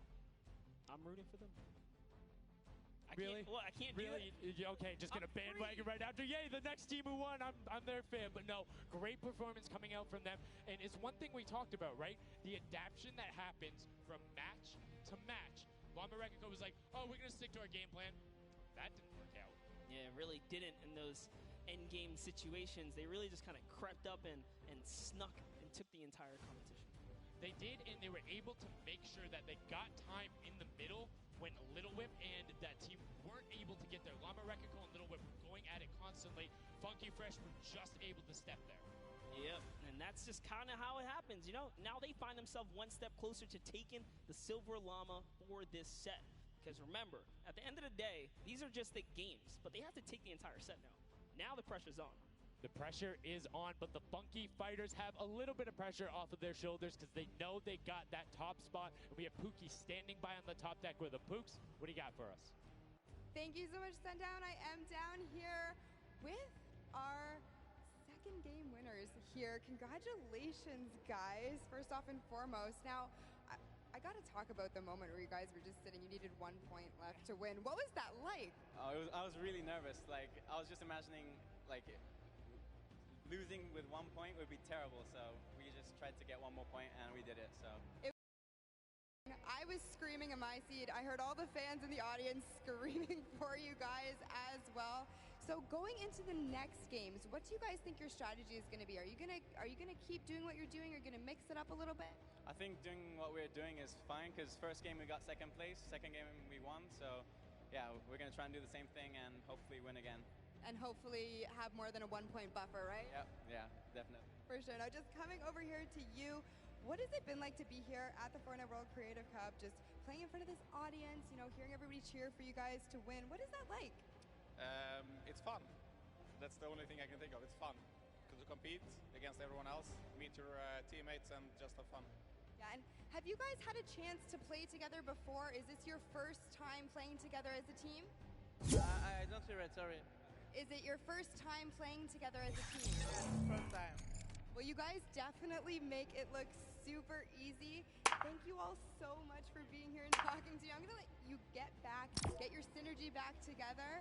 Sundown and Monster, back to you up at the desk. Thank you so much, Pookie. And the Funky Fresh Fighters, I mean, their game plan has been solid. Second place, first place. Now, I understand why you might want to bandwagon a little bit, but I'm still going to hang out with my Llama Record Co. But I want to talk about the changes we saw from match 1 to match 2 in terms of gameplay, and was it what you expected? Definitely not what I expected. I thought Gotaga's team was going to come out here and crush it right behind the Fish Fam, but as you can see, huge upsets. Anything can kind of go either which way, and I mean, talk about like kind of beginner's luck or something like that. You just put a team together. They didn't practice. They're just coming out here and wiping players up, so a lot of talented players here at the Creative Finals. I mean, Tomoya talked about it. He was like, hey, when I pick my team, very confident there with their death run ability. Want to see what they do in the elimination race during World Run, but doing incredibly well so far at Sky Station. That's going to be a confidence booster, because if you can get the Silver Llama there and you're confident in your ability on the World Run, you're set. Yeah, you're just one step closer. So with the first place and the second place, they're clearly having a good set so far here at the Sky Station Showdown. Yeah, it's been very well done from them, but it's still anybody's game. Don't forget, the winner of the Silver Llama is the one who has accumulated the most prize money across, which equates roughly to placements, but you don't get punished if you're placing in that bottom half. 4th through 8th, all receiving the same amount of prize money in each one of the matches. Yes, everyone is a winner. So you really have to fight till the end. Regardless if you're in the lead or not, this is why these guys are going for it, because this is life-changing prize money on the line. And I mean, we've seen the difference in 10 seconds in that center circle. 120 right there, it makes a huge difference, but enough of us breaking it down. We're going to throw it outside to Bala, because he's going to show us what's up with the tactics. Bala, what do you got for us? I'm out here at the Fan Festival, and I don't have a bandwagon here, but maybe after this set I'll have to hop on somewhere with Monster. We got a ton of awesome action. I've been watching it, and I have to show you guys what went down in that first and second game. It was awesome. First off, the Llama Record Company started off with an amazing take, cohesiveness on the point. Every single time they went up here, they were going from 2 sides, 2 angles, and the sword approached at the center, but made sure that he was the most important person not to go down. You see there, Hand of Blood and his team. Hello? On the side, these sword attacks are really easy for him to do. Hello? Hello?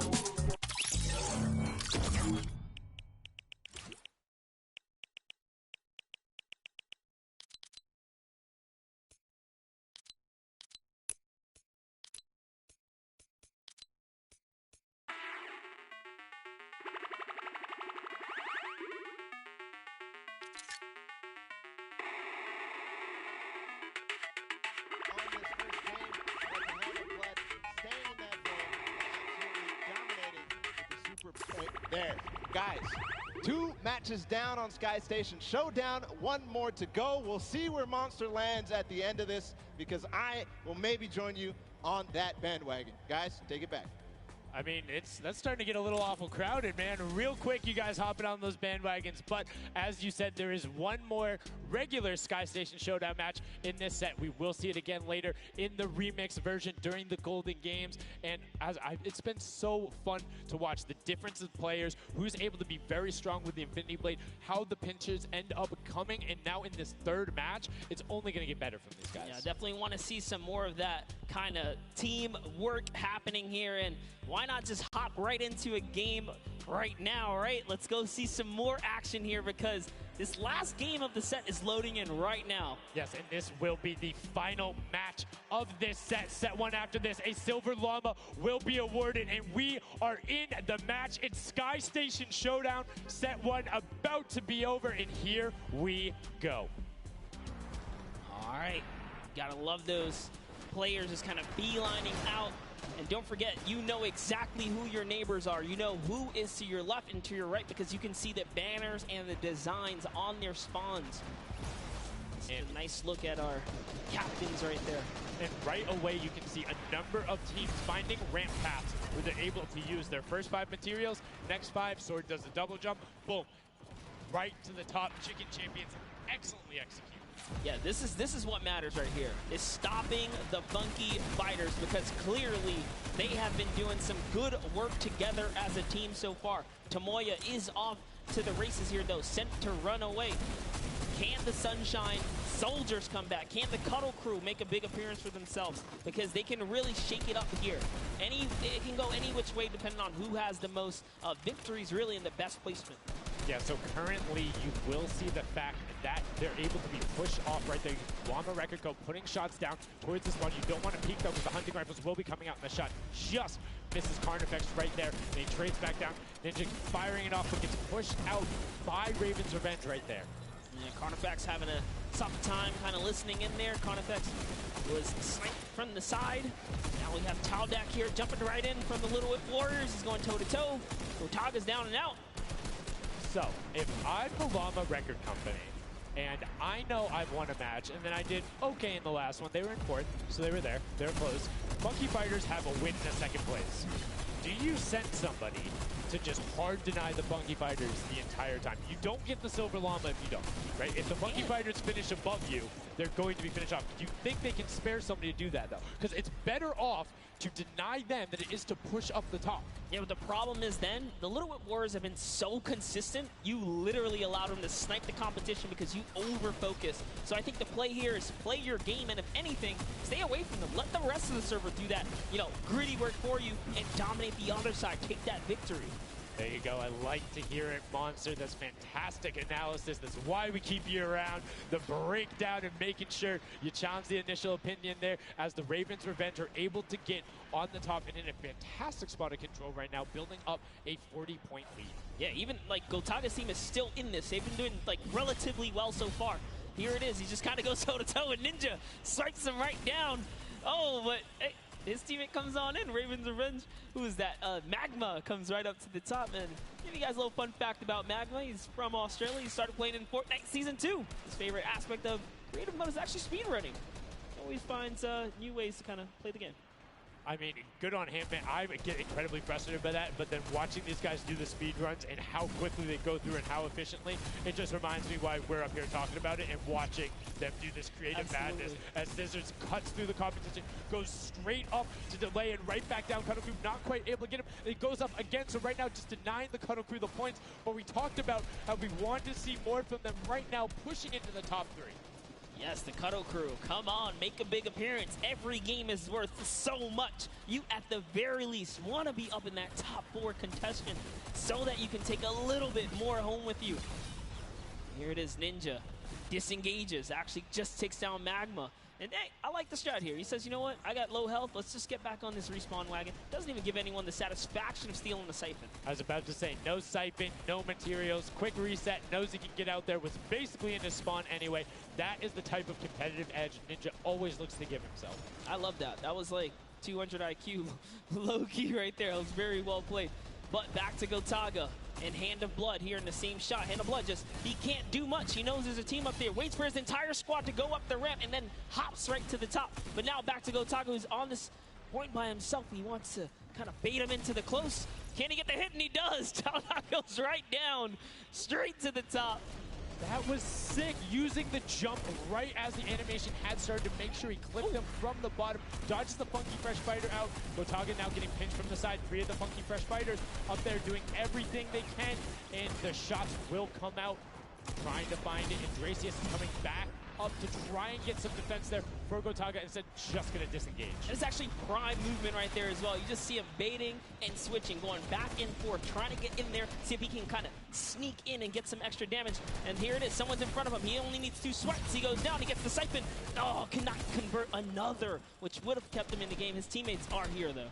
We're seeing a lot more points being assorted. It's a little more top-heavy this game, going towards the 10-minute mark right now, with Ravens Revenge and Llama Record Co. 100 points clear of the rest of the field.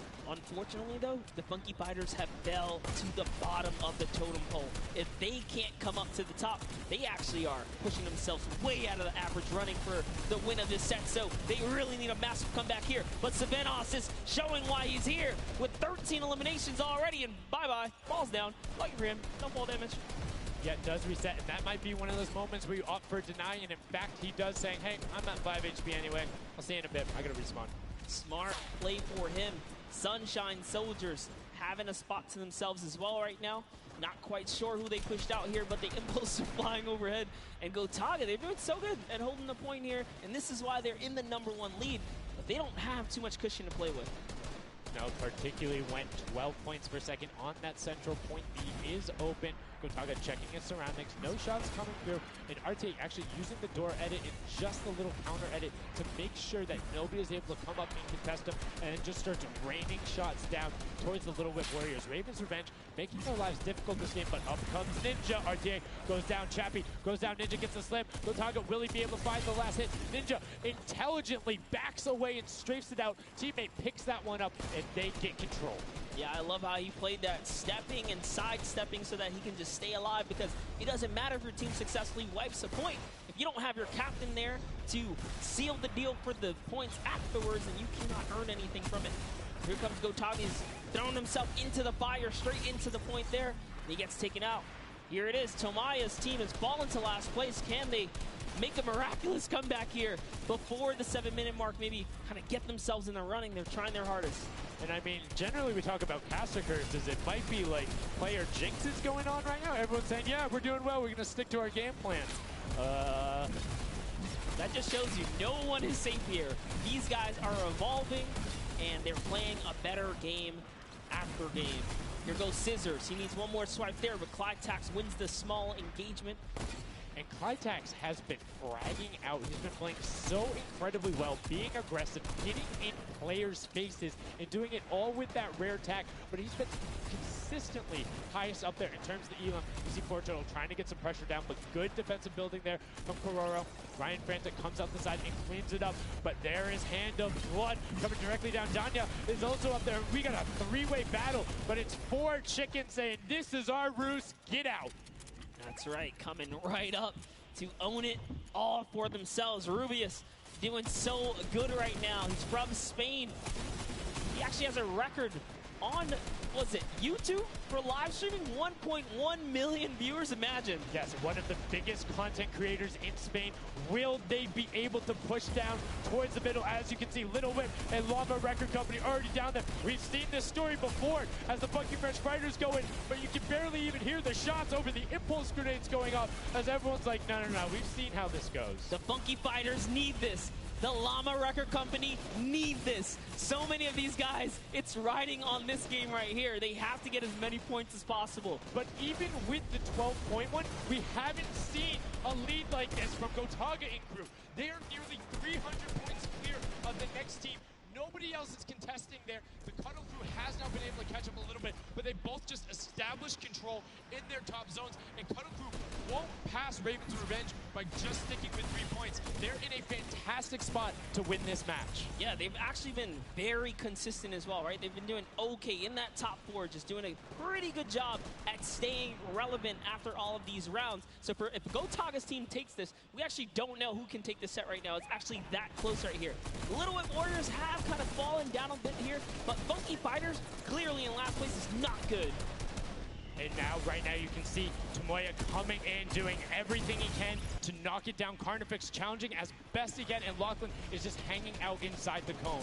Lachlan's doing a great job here. He's just kind of hiding, loving the low profile kind of position and take here on the point. He was hidden, but hey, he has to come out now and defend themselves. It's 3 chickens who surround him and take down that Cuddle Bear.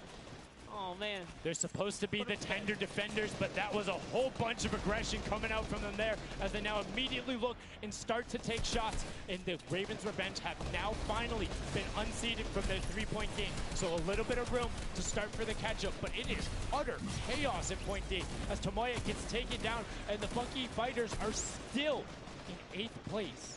There's still 55,000 minimal on this game alone here. You want to win this one. Ravens Revenge, can they hold it? Or will Cuddle crew find themselves a big piece of the pie here? Because we're in New York City, you know, you got to make pizza references. That's how we're doing it. Here comes Gotaga kind of hopping on overhead. And all right, he wants more points. He's hungry for it. It's unfortunate they're just clipping off the side as Magma goes down, sitting on 23 eliminations right now. And Kodaga doing his best to find where they want to go up. waiting for his team, but knowing that time is running short since that middle hill is still open and being constantly contested, but the Cuddle Crew are catching up with their steady three-point game, but now Gotaga goes up right around the back, able to pick up the elim, and control is rested. This is scary because the Cuddle Crew is also getting points right now. So yes, they're getting a lead, but the Cuddle Crew is keeping it very close. They're keeping it very close. This is what we were talking about. We wanted to see a strategy come out, something defensive where you can get your control. They have now walled them off on each side, thrown a cone on top of them, and they have firing angles towards the other two platforms and towards the spawns behind them. Nobody wants to go contest them, but right now, Gotaga, oh, we saw what happened when Scissors did that. Don't count your chickens before they hatch because they're catching up right now. You can see that 12 points ticking over, but they do still have a lead as players are trying their best to deny Raven's revenge. Yes, you have to keep him safe. This is the protect the president strat at its finest. Cuddle Crew still gaining points. Llama Records still getting points. In comes the fire from all the other platforms. Cuddle Crew's putting on pressure. They don't want to give him the freebie here. You have to look at Raven's revenge, though. Everybody is so focused on the middle. Nobody is going and challenging the top team. You know they're over there. You know they're uncontested right now. You have to be putting shots down there. You have to find the tags under Gotaga. There it is. And they got him. They got him the difference now. Look at the Cuddle Crew climbing up on their consistent three, but they still have control of the top. They just don't have their sword. It's 2 hops to get up there. That's right, and now Lackland can just sit here. He can just hang out, earn these points. This is what he needs to do, and he's almost there. He is almost there. The first place can be his. Right now, he can take this lead, Sundown.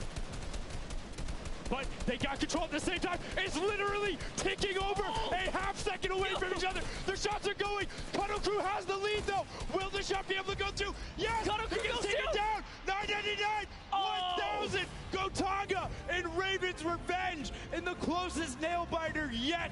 Edge out the Cuddle Crew in 2 teams who we said we wanted to see more. They brought more. Are you kidding me? The Fish fans step up and shut it down. Just the fact they stepped on the point, they couldn't earn points and they lost the lead. They were just a tick ahead. That could have been their game. I mean, it's just, let's check out the replay. You can see the counter in the top right, but the Fish fam going up and challenging on the other side. You can see them hopping up there. No one was at the Ravens' revenge as soon as they were there, and the celebration too. You have to be excited when you see that victory royale screen pop up when you're up there. I mean, what's it like to win a game on that stage? I have no idea. Those guys do, though. We you know, at some point before the day's over, we really got to recap the other point of a point of view there, because they had it. They were 1 tick ahead. They were there, knocking on the door, 55,000 away from bonus prize on top of this entire competition. It was right there. And it got taken away, and this is why I love Sky Station Showdown. The clutch little moments, the interactions that happen, very similar to Battle Royale, where every single thing that is happening on the map can affect the overall end result of the game, as you see there in Raven's Revenge, closing it out. Gotaga, the competitive veteran, able to clutch it up in the final moments. Magma, Arthur, and Chappie as well. Just a great performance out of them, taking the top spot in the final match of the first set. Now I get to say, I was right the whole time. I started off with, Raven's Revenge, kind of making me feel like, hey, these are my guys. Let's go with your gut, guys, all right? Raven's Revenge, that's who I said when I started this whole thing. I told you.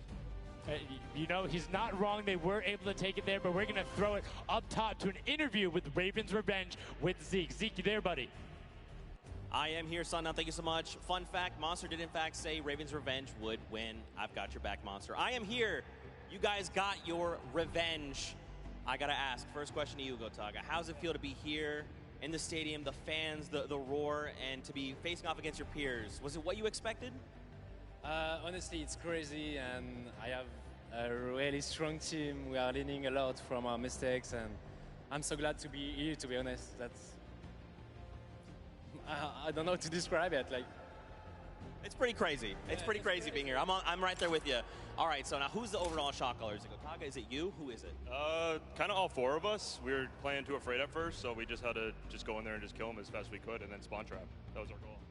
Okay, what's the strategy like? Are you guys, talking through at the beginning? Are you guys waiting for someone else to make a move? Or are you guys like, no, we're going in first? Yeah, we're trying to, really pressure Ninja's team. We're trying to put pressure on that green point. and yeah, we were able to control it over them. They ended up wussing off over to the center, and yeah, we were able to play our game and play what we wanted. Awesome. All right, final question. What do you want to say to all the fans that are here watching, cheering you guys on, and from home? I don't know, it's just incredible. I'm happy that so many people are here. I don't know, just enjoying the show. It's amazing, honestly.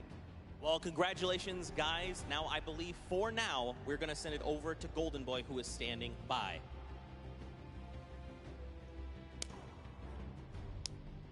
Let's go.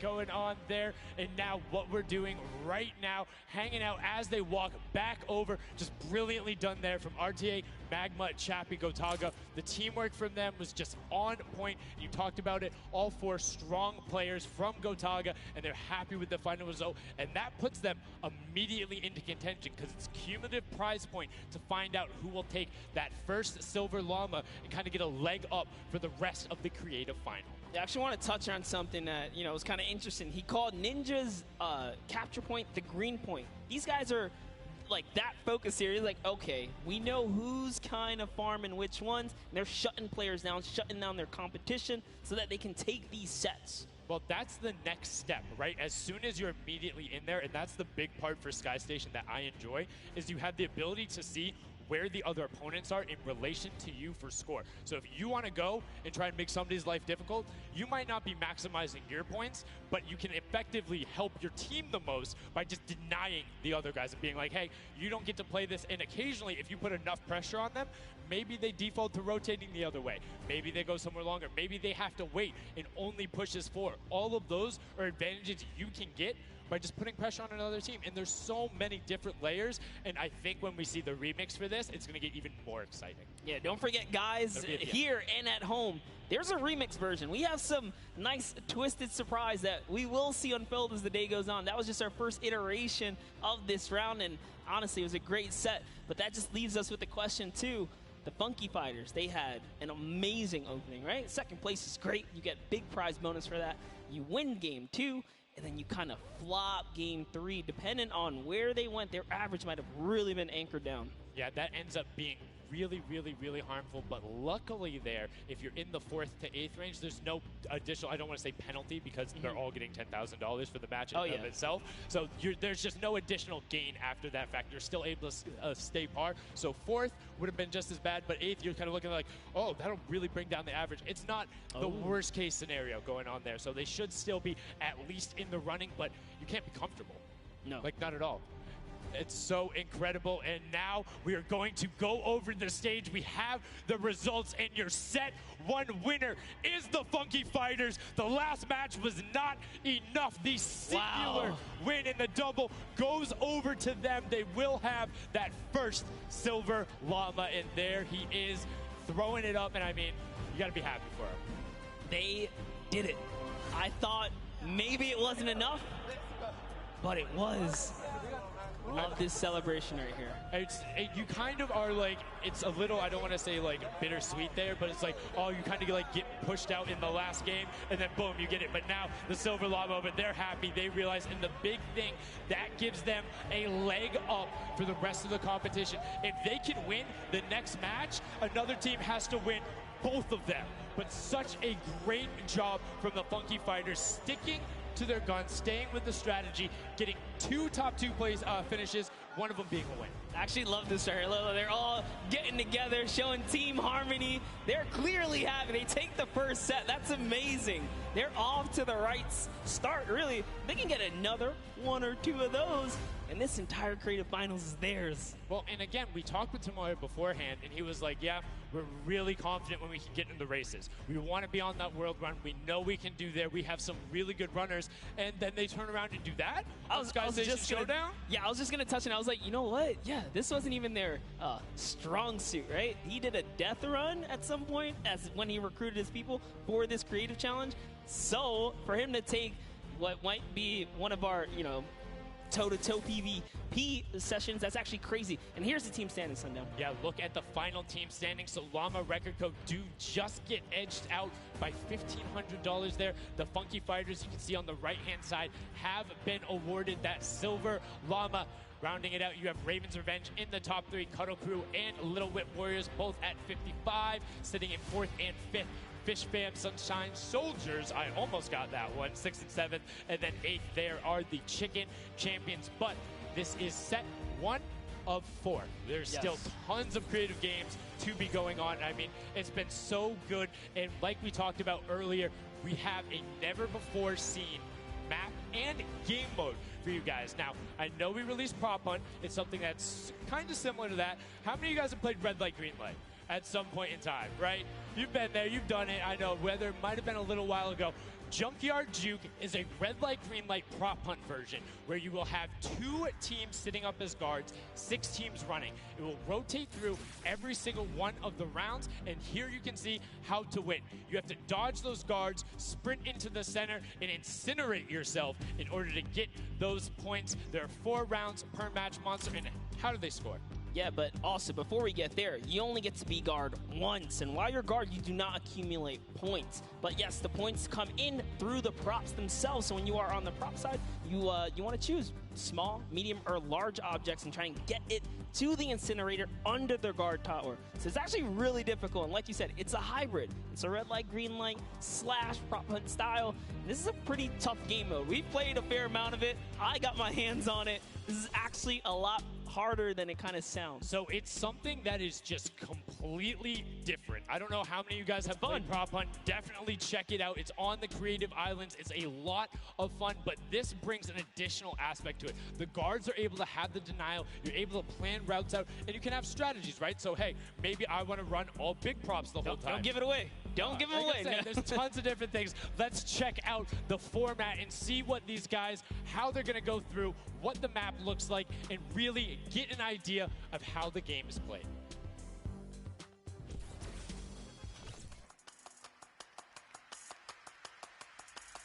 Get ready for more creative Fortnite with the latest competitive creative map, Junkyard Juke. This new game built off the fun of Prop Hunt with a twist. 8 teams will rotate through different roles on the map. 6 teams will transform into props and attempt to make it into the center of the map, while 2 teams of guards try to keep them away. Teams will rotate their roles over the course of 4 rounds, each team getting 1 turn as the guards. Their objective? To defend the incinerator from the other teams, armed only with revolvers and their keen attention to detail.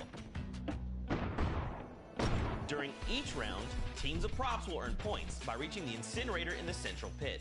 The bigger the prop, the more points. But be careful. Being bigger means you're easier to spot. To keep themselves from getting eliminated, prop teams need to time their movements very carefully. Every few seconds, the guard teams will be blinded for a short time, and the center point turns green, giving the props a chance to run for the hills, or rather, the pit. Once a prop reaches the goal, they respawn at their home base to start over, running as many props as they can before the match ends. If a player is eliminated, they also respawn at their home base and need to start the trek all over again. After 4 rounds, each team's points from their prop rounds will be combined, and the team with the most points wins the game. So keep an eye out for those moving bushes, crates, and gnomes, and enjoy the Junkyard Juke.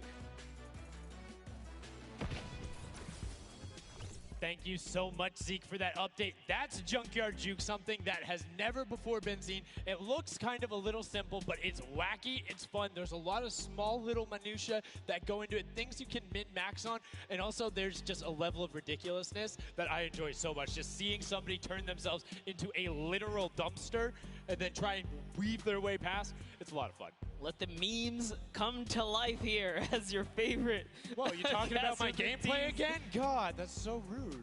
Turn them into dumpsters, literally. We'll get to see that unfold here as, I gotta say, this is a frustrating game mode. It's very difficult. You guys are gonna see why. It is gonna be tough for some of these guys to bring in those big point objects, and that's just gonna be the name of it.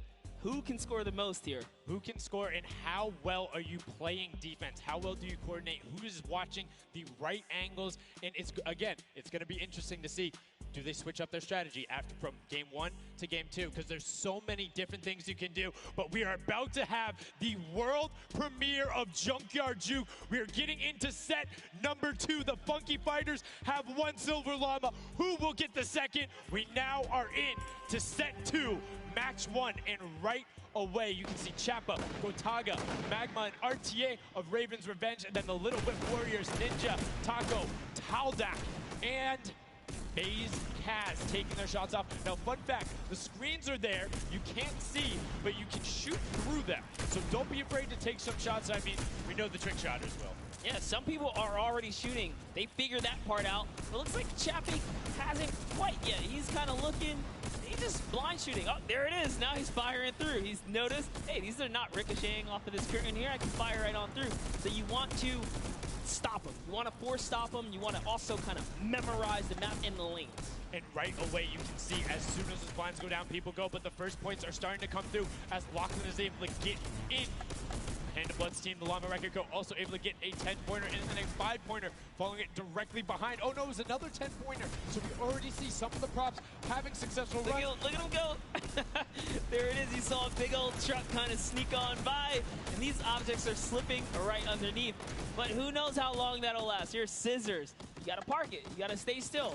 Ooh. Oh, can he blend in? And one other thing you can note there, the props will clip through other objects that are there. So if you see something that isn't sitting perfectly naturally like Scissors was, right there, clipped into it, boom, got him, brilliantly done. Lachlan hits one of those bounce pads that are stuck in there. They will launch you up in the air, but great run coming out from X-Sandy and Tamoya, utilizing the air conditioners to find their way to the end. Bensor and Alex JJ desperately trying to get in. Alex JJ with another 10-point prop, and Hand of Blood gets picked up just before. That would have been a huge swing, but right now, Sunshine Soldiers in first place with 35 points. They are finding their rhythm here. Sunshine Soldiers taking the lead right now. This is a hard game mode to break free in because you got to think about it. These guards are not playing around. They are shooters, right, at heart. And at the end of the day, if something looks off, something looks odd, like this white vent right here, you're just going to get popped. So you got to be careful here. And there it is. Nice job of, you know, kind of hitting the brakes here. And, oh, he hits one of those trapdoors. Let's talk about that, Sundown. So you can actually see it. There is the little tiny springs. They launch you upward. There's a couple that can be chained into each other. But if you are one of those bigger objects and you get sent up, you are just quite literally sometimes flying garbage. Yeah. But, you know, it would be too easy if we didn't lay traps around, right? So, you know, got to kind of spice it up for the people that are turned into props, too. So you can also, actually, the people who can turn into props, there's one pathway where you can chain 2 of them together. So if you can get there, you almost land directly in front of it. So as long as you time it correctly, you can like use them slightly to your advantage, but most of the time they're a little bit more annoying. And boom, you can see that rusted truck going in. And now the Funky Fighters pulling out another lead, 60 points so far. And this is something important to note, guys. You have to get it into the incinerator, fully processed before the timer counts down, or else your point will not be processed. Which is a big thing on the min-maxing. What we mean by that is maximizing your efficiency. So if you were to get the most points possible, you run only 10 points the entire time, not only because they're worth more, but they take less time to sort because they're the first one that goes through. The two-point props are able to run, I don't want to say relatively easier, but much easier compared to a dumpster and a card, particularly because you have cover. With that being said, take about an extra 3 to 4 seconds to sort, so it makes it that much less efficient, plus being only 20% of the point value. That's right, so Clytax there has chosen a big object. Achin and Zond over here, smaller objects. They're kind of blending right into all of the dumpster trash, clearly harder to track down and kind of, I guess, how do I say this? Sort out, right? Yeah. Amongst all the clutter here. Exactly. You want things that don't stick out, or you want to find a path for an object that you can take all the time. So you notice how there's a section where there's like 4 or 5 rusted cars. Grab a rusted car and go park yourself with those, because yes, the guy knows, oh, there's a bunch of rusted cars there. Screen goes back up. Oh, there's still a bunch of rusted cars there. I'm good. Next thing you know, the prop walks his way up. You can also, as you're running, block rotation. So if you hit your crouch button, whatever you have that bound to, whether you're playing on controller, iPad, PC, all of them end up completely stopping, so it will send you totally naturally, just like what you would see. And this is also those moments, right? When you're in the guard, oh, someone spotted there, popped him. Tomoya, nice job seeing something out of the ordinary. But notice, he gets an elimination on the object. You don't earn points for that. So it's just your job to stop everyone from getting any kind of points so don't break away with the lead. When you're in the guard tower, you can't allow the group to score, and you're not scoring. Which can end up being very interesting if the team in the lead, which generally happens because you have 3 chances to score, is shooting last round. Right? Because then it's all about how good are your pressure. And one other thing you can see, starting to fire through the screens, very well done for them, picking up an elim there. But right now, Kadoku already wresting the lead away. All 3 of them sitting there at 60, but they're 5-point processes, and it goes through as 2 more dumpsters throw themselves into the fray. Yeah, and that's because the Funky Fighters cannot earn points here in the guard round. The Sunshine Soldiers using this opportunity once again to just break away even closer to taking lead. And the Chicken Champions can't earn anything either. I love that from Clitex right away. Hides himself behind the box, and you see his hands. He's like, please, please make sure it's not there. And then boom, gets the point, gets a nice little selfie going in. And you can see all of them getting sorted there. Another way, I'm all about the min-maxing. Point your camera towards the end. You go just a little bit faster. Sundown pulling out the strats here. The question is, can our competitors figure it out fast enough with their limited amount of games here? But 20 seconds on the clock. Can he get this in time? Remember, you gotta grab the dumpster, drop the dumpster, and get it processed. That was perfect. That was so good by Stuart000 because he dodged the little springboard there. You saw him look at it and be like, oh, no, I'm good. And that was the last run. None of these props are going to be able to get sorted. Lachlan gets picked out at the end. You can see 3, 2, 1, but not going to be enough. You need to get all the way through and sorted on the point as the rest of the denial comes through, and we're going to rotate the guards up again. Yes, so we will have some new guards take their place. This is honestly Chicken Champions' opportunity to start scoring some points and hopefully close up the gap here. The Sunshine Soldiers are now at the bottom layer of the guard tower, and the Fish Fam are at the top. So it is time to kind of mix it up. My eyes are on the Funky Fighters right now. They are doing great. They're very close, and on top of that, they're the team with the Silver Llama. As we've talked about, they are so incredibly close, doing everything they can to push towards the top. And you can see they got a lot of elims, too, in the round where they were playing defense. So not a ton of scoring going past them, only 35 points off the pace. But what I'm shocked about right now is there is nobody running 2-point props at all. 0. Tomoya is a genius. He was already spotted out for the statue. He kind of hit over to the side and said, you know what, I kind of got to wait here. I can't park this statue out in the open. He's going to be hunting for me. And that's exactly what he does. Kind of sits it over on the side there. And that's how he earns himself another point. So they're actually playing very, very smart here. And that's why they've been doing so good at these competitions. I think the guards need to be slightly more aggressive. There's unlimited ammunition. You can't run out. If you think something is suspicious, or if you just want to take a shot at it, shoot your shot. Yeah. What's the worst case that happens? You miss. There's no accuracy stats going on there. If something looks suspicious, don't let it through. You're the guards, and you want to deny as much as possible. And again, every match is for $55,000 for the winning team. You want that, and that will lead into the Llamas as well. You don't want to end up in that 4th to 8th spot. You want to push past your competitors as we see a whole mess of air conditioners going in there. The water heaters in. It was fantastic for Raven's Revenge, and Llama Record Co. are also climbing their way up the leaderboard, 110 points so far. Great job for the Llama Record Company. Alex, JJ, Carnifex, Venos, and Hand of Blood. This team is doing great right here as they seemingly inch their way to the top somehow, overtaking the Cuddle Crew, which, by the way, Lachlan's team has been showing up here. It's good to see them, catch a little bit of domination here in this Junkyard Juke. Well, like we said, the creative finals is all about celebrating the different types of creative skills. There's different ways to express that. We have the World Run where it's there. We saw Sky Station Showdown, which shows off building in team tactics. And right now, Prop Hunt is all about min-maxing efficiency, working together, and hitting your shots. Yeah, absolutely, because when you're in that guard tower, you don't have opportunity to miss. You let them score, they're going to break free and break away with the lead. Here's a look at Svenos here, who's that bullseye, just kind of blending right in. The archery target, there's a lot of them out there, but you need to be careful because they're slightly harder. And come on. Uh-oh. Really? He's floating up there. You can see kind of like the look on his face. He's like, there's no way this works. And one other thing to talk about is orientation of your prop. So you notice he actually swapped his camera and pointed in the other direction. Unfortunately, was clipping into the trash bag there. But if you're running forward, your prop faces backwards. So you need to run and then turn, settle yourself. That's the best way. Or you orient yourself around the stuff that's near you. Because if you're facing in a totally random direction, that'll earn a bullet in most circumstances. I love how aggressive they were at the final moments. The clock was ticking. You gotta go. Yeah, the clock was ticking. They're like, you know what, we gotta get in here. But that was round 3 of 4 for this first game right here.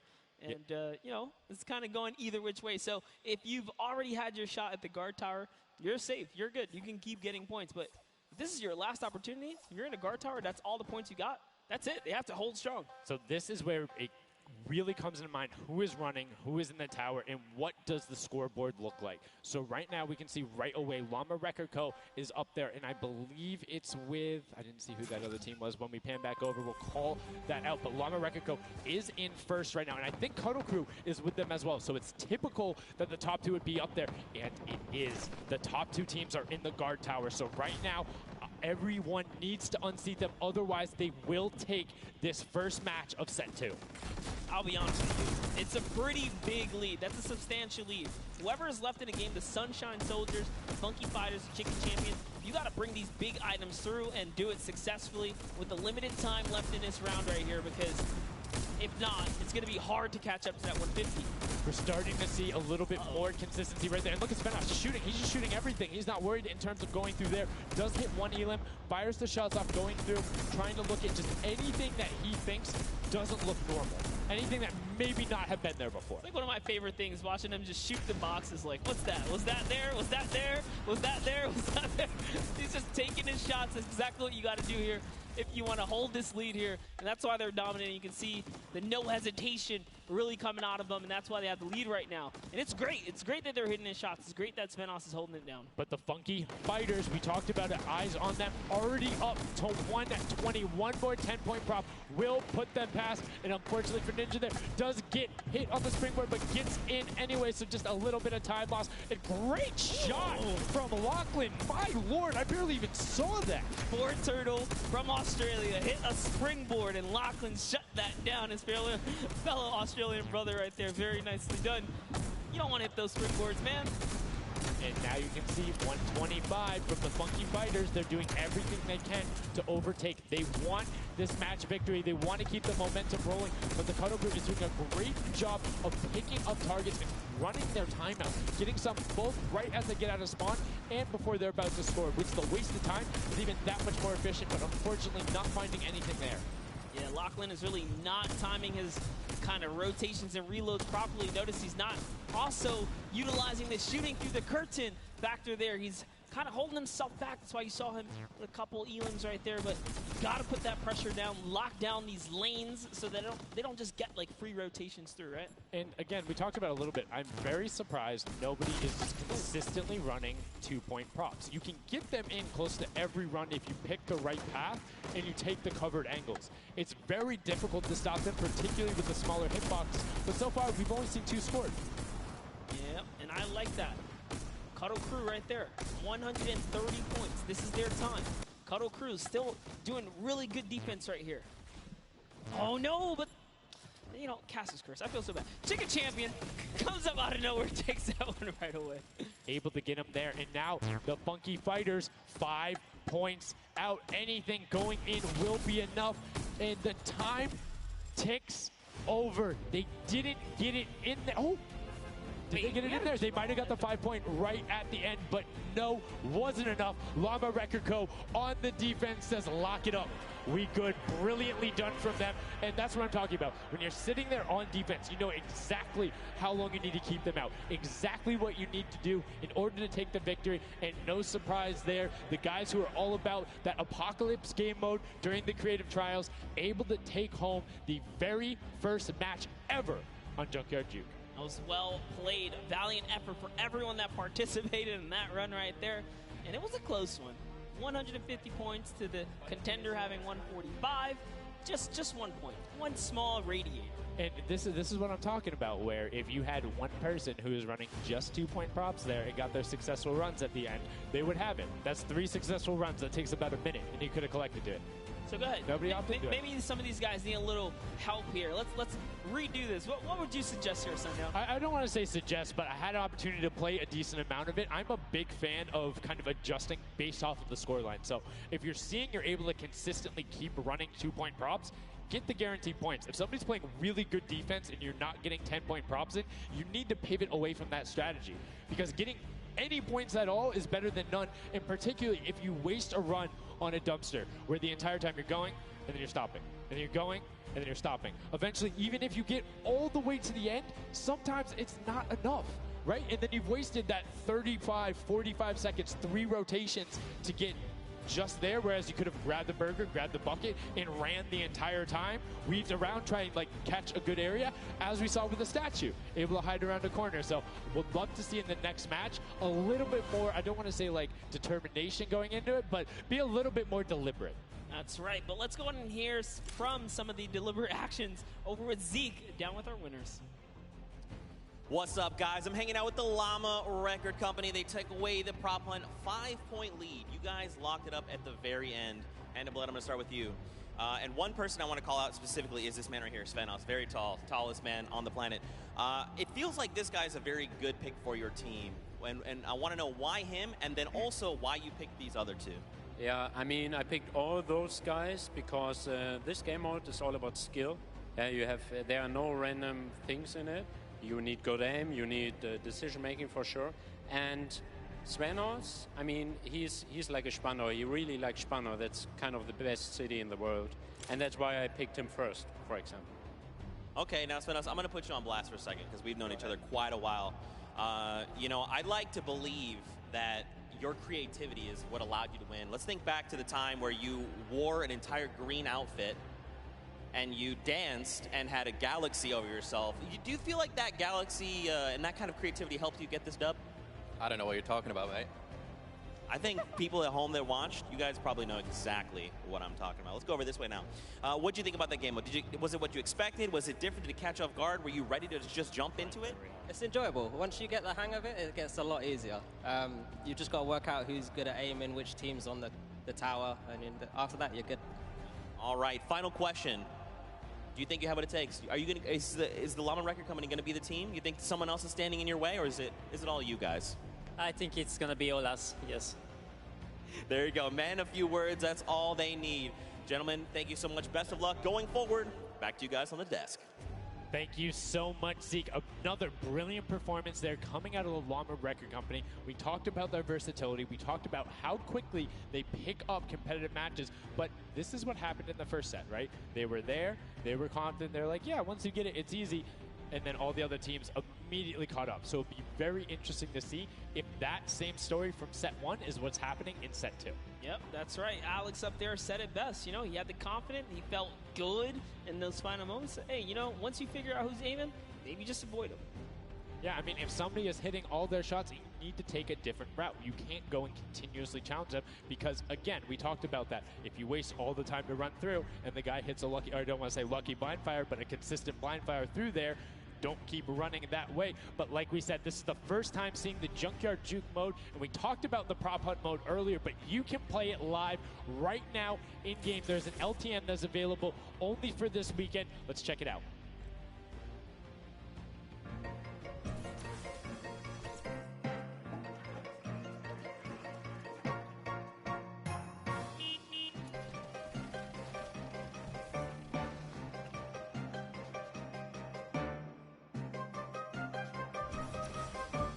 Like we said, you can check that out live in client. It's an LTM that is available only for this weekend. And Monster, have you had a chance to play Prop Hunt? Well, all week long now, I finally really got to experience the Prop Hunt. And before this, I kind of heard you guys talk about it. I was like, is that something I want to try out? But no, it honestly was very fun. There's so many just fun moments, but the ability to then push it to a competitive level, these guys are doing great, but we're now going to get into match 2 of set 2. The second time you will have seen Junkyard Juke, and let's see who is able to push on. The match is about to start. Here we go. The creative finals at the Fortnite World Cup, set 2, match 2 of Junkyard Juke. That's right. So in the tower, we have Ninja's team, the Little, Whip, Warriors, Taco, Gaz, Taldoc. We're jumping straight into their POV. So notice Ninja firing right through those blinds. He saw something moving back there. He's trying to pinpoint. What was it? He does, of course, track him down with Sport Turtle. Who, just a little pixel. You know, you stand out, you're going to get popped here. He needs to make sure he's still watching his left-hand side, though, because there is a whole run on that corner right now where people would be able to come out, and now all of a sudden you see Alex, JJ, Tyler, Ryan Fanta, MSYB all heading that direction. Nobody is checking that corner. He's checking it every now and then, but he's primarily aiming on the right, and right as I say that now looks back on over as the rush comes through, but MSYB and Rubius are able to get in. Brilliantly done from them, getting the first points on the board as the Funky Fighters again are able to pull out to a decent lead. What do you think? Would you rather be up in the guard tower first and kind of get that out the way? Or would you prefer to kind of jump in as a prop and get your points first? So for me, it depends if I can get a lead. If I have a lead, obviously I want to be a guard tower at the end because I'm very confident in my ability to just spam shots in the right direction because I know like I can find the sight line and all that. With that being said, if you can get in the guard tower early and you do incredibly well, it gives you the bonus. You know how many points you need to get. You know how consistent and fast you can run. And right now we're seeing a lot more 5-point props than last round. People consistently trying to get those in, recognizing, hey, they're a little bit quicker. People are finding their angles now. But as I say that Achim with the Sunshine Soldiers gets in that truck, 10 points going over to them, and 15 actually as a 5-pointer got sorted right at the same time. That was perfect, yeah. And the Sunshine Soldiers had a great last run. Achin and his crew really pulled it together. They were at the top for a while there, but in those final moments, we saw the Chicken Champions take away and kind of break away. And now look, no surprise, Chicken Champs, they're feeling it. They found their rhythm towards the end of the last one. If they carry that over, this is going to be a close one. Yeah, and you can see Carnifex hits the jump pad twice over there, doing everything he can to not get hit, and he does get the teddy bear in. 10 points going through, and Clytex gets picked right at the edge. Right through the curtain. Taco is like, you know what? I'm going to check the close area. Look at how Chappie's doing it as well. He's actually eliminated 9 props so far, so he is really firing away here, trying to see if anyone's trying to make a mad dash while the curtains are up, and Sandy gets caught right there. Good shot right away. 20 seconds left, so players need to start running if they're going. Good shots coming out from Trappy to get it there and get the reload off. Saw the truck over on the side, is able to pick that one up, and now is looking for the smaller props towards the side. Knew there was movement, just wants to fire it up. Only 10 seconds left. They should be able to get the defense, but there goes a bucket. Look at it. Oh, the cactus. those are hard to hit. There goes, able to pick it up just at the last second. Good attempt from TOUTE, and you can see the points already coming across. Players so far sticking to their game plan. 5 and 10-point props all the way. That is the way to go. Inch your way up and over to that victory there. But that was just the first round of 4 here. Round 2 is going to begin. What's going to happen now is, again, the guard tower is going to mix up. We're going to see new players in the guard tower, and then the other players that were previously in the guard tower back on the prop hunt floor. Yes, you get 1 round in the guard tower, 3 rounds of running as the props, and you can see right away now you have the Funky Fighters up top, and the shots go out as soon as the blinds go down, not letting anything happen as the props march their way out of spawn. This is fun right here. I love watching these trucks waddle about, really trying to find their way, and they see the light go to change, plant themselves down, and they were back out to the field here. Yep, and desperately trying to avoid, there's no way. You're stacked on top of each other. Come on, you got to shoot one of the two. Shots are going towards it, but right now Zan trying to get that cuddly cute teddy bear into the incinerator. Not a sentence I ever thought I would say there, as the Archer is now doing everything he can. Hits the bounce target twice and is able to convert as Magma gets another good run and sneaks in under the shots of Dracius. That's right. This is just getting closer and closer as we have a 3-way tie now. The Fish Fam, Llama Record Company, the Cuddle Crew, all at the top here, and it's still a very close game so far. Dan Yan right here from the Sunshine Soldiers, peeking around, using that camera angle, trying to see when it's time, wants to waste no time here. Bat, it goes down and off to the races she goes. But will it change? Yep. Actually, stops early too. Says, you know what, I'm going to play it safe. I'm going to stop before the curtain comes up. and she has to be having a blast right now. She says one of her favorite things about creative mode is kind of the wacky and Waynian situations you get into, particularly like prop hunt. So this must be a game mode that she's doing incredibly well and enjoying herself in. As you can see there, her team is able to get a couple of props in there. Gotaga and Clitex try to make the final little sprint. Hand of Blood gets another 10 points over, as does Taka with a 5-point statue there. Scissors is hanging around on the side there. Will go through. No, I did not mean to call you trash. You just are a dumpster now, quite literally.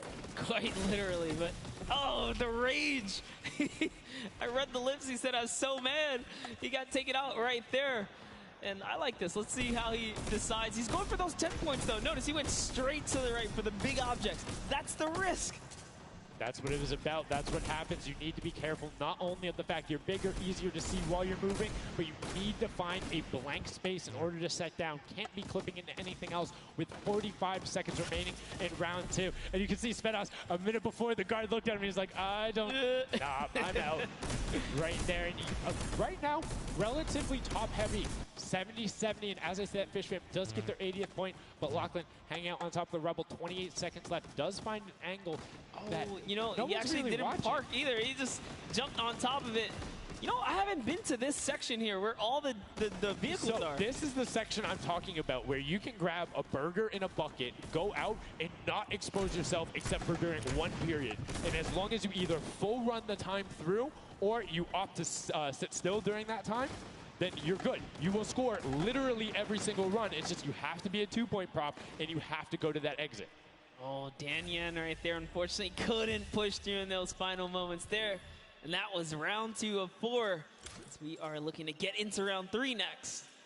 So they can earn some more points. And every single set matters, right? Every game matters, because there's a lot of prize on the line. Yes, every single match is scored. The top 4 will receive a gradient of money going from $55,000 down to 20, and then you have the 4th through 10th all receiving 10. That prize is then decided who will receive the Silver Llama. The Funky Fighters currently have one, but who will be able to press with them? Clitax, that vehicle is way too big, buddy. You can't just be trying to squeeze it behind that and not think someone's going to see the tail end of it. Here we have Bensor and Drakias close by one another. Bensor gets popped through the blinds there. And wait, so he's going to take a couple shots. He said, does his truck belong here? He did miss, though. Lucky for him. The bad aim and that moment right there is going to allow him to sneak that big 10-point. No! He gets taken out. Right there, that's no points for him. 10 is huge in this mode, too. It's very difficult to get a vehicle all the way through. I mean, it's swingy, right? If you think about it, the last round was one with 150 points, right? So if you get a singular 10-point profit, that's not an insignificant percentage there. Like, that's going to be able to help your team, but you also need to set your feet there, as Kororo didn't hit the crouch button. It was like, I see you wiggling a little bit there. Yoink. There's Ninja, Ryan, Fronta, Chappie, and many others still in the running here. Just kind of peeking around. You see Tyler shooting straight through the curtain. It almost looks like he's beelining his shots down the aisle there, trying to see if he can get anyone trying to exit out. Zan sees one pop up in the air, and I think he might have clipped that person out. Nobody was watching that side. Oh, Fishfam needs to communicate better right now. Nobody was covering that other side, and we saw 2 teams able to get a decent run out.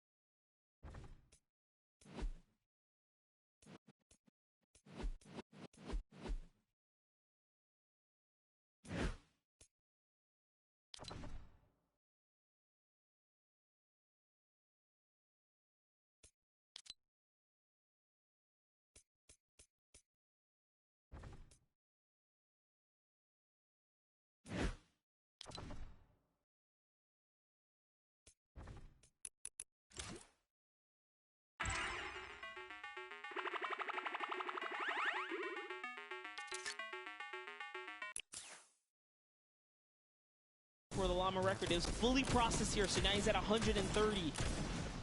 Can the Cuddle Crew hold the lead here, though? Can they secure it? All the Llama Record Company needs to not score right now, and they'll continue to kind of stay in the lead.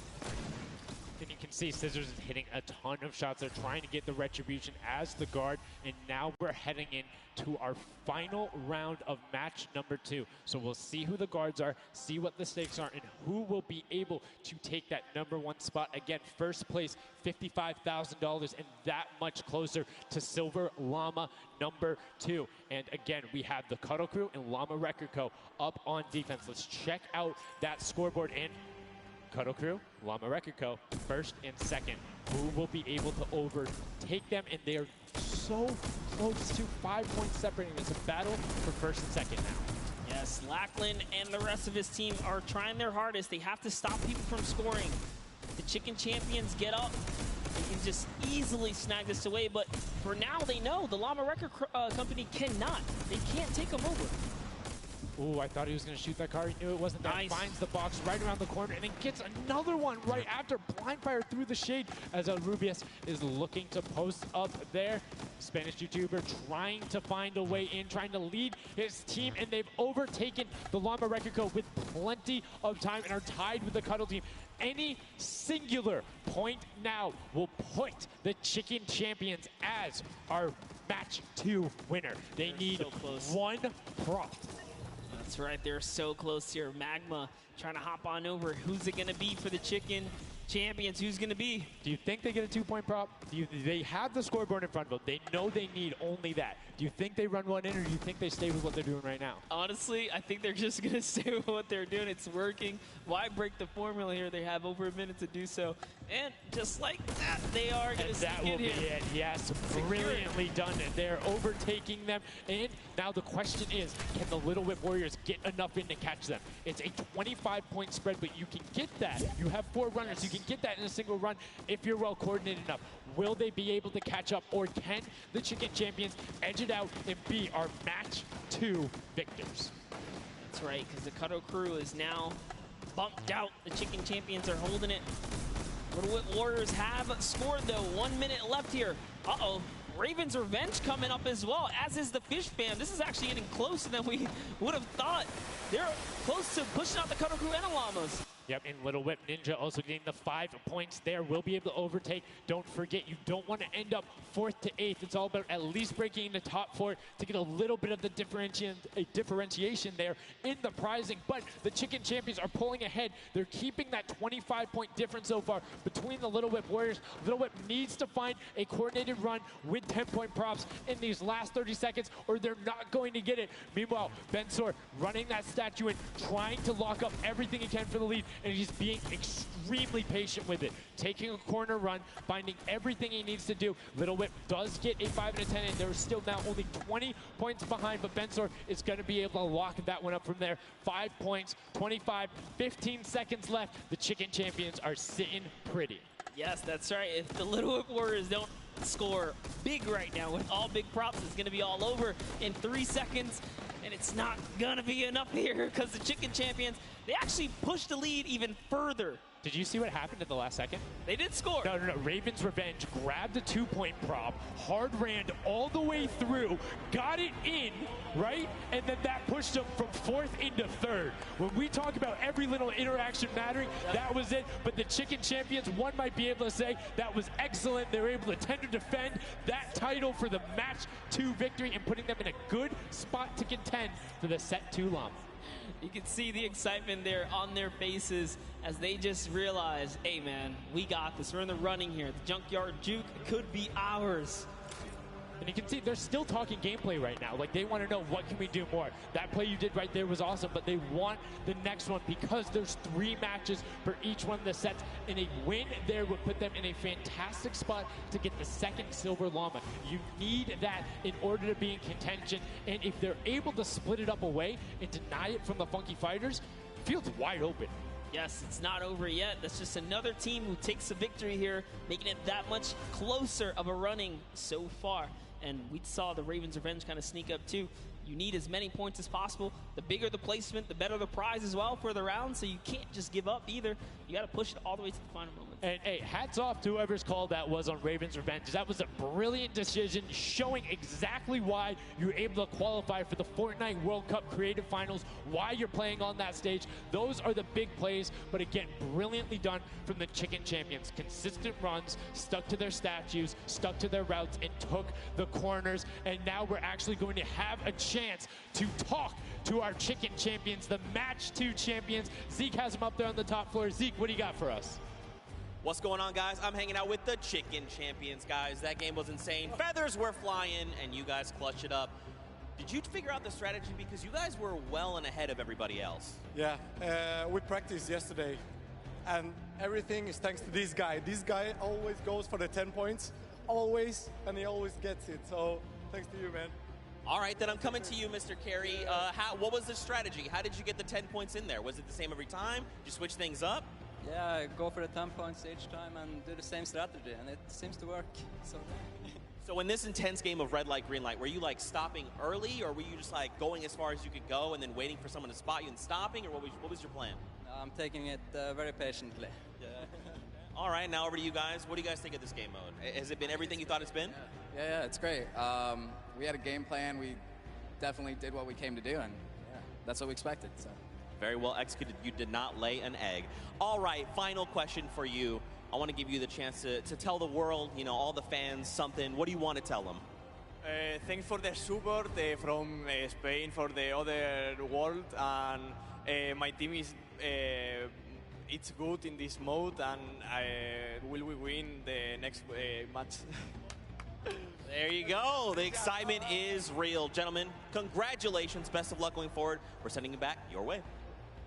Brilliantly done there from the Chicken Champions. Thank you so much, Zeke. They're excited to be there. They stuck to the gameplay. And shout out to Bensor. The one thing he was looking forward to on this trip, he wanted to play in front of a big crowd. He got that moment, running through, securing that for the Chicken Champions. And immediate El Rubius turned to him and was like, it's all him, man. He put the team on his back or put the team in his dumpster. I don't know. That normally that wouldn't be a good thing. But in this circumstance, hey, it worked out for him. Yeah, another prop to Kyoto as well. The only, or one of two controller players here, you know, in the creative finals. So very nice of him to kind of represent for those guys as well.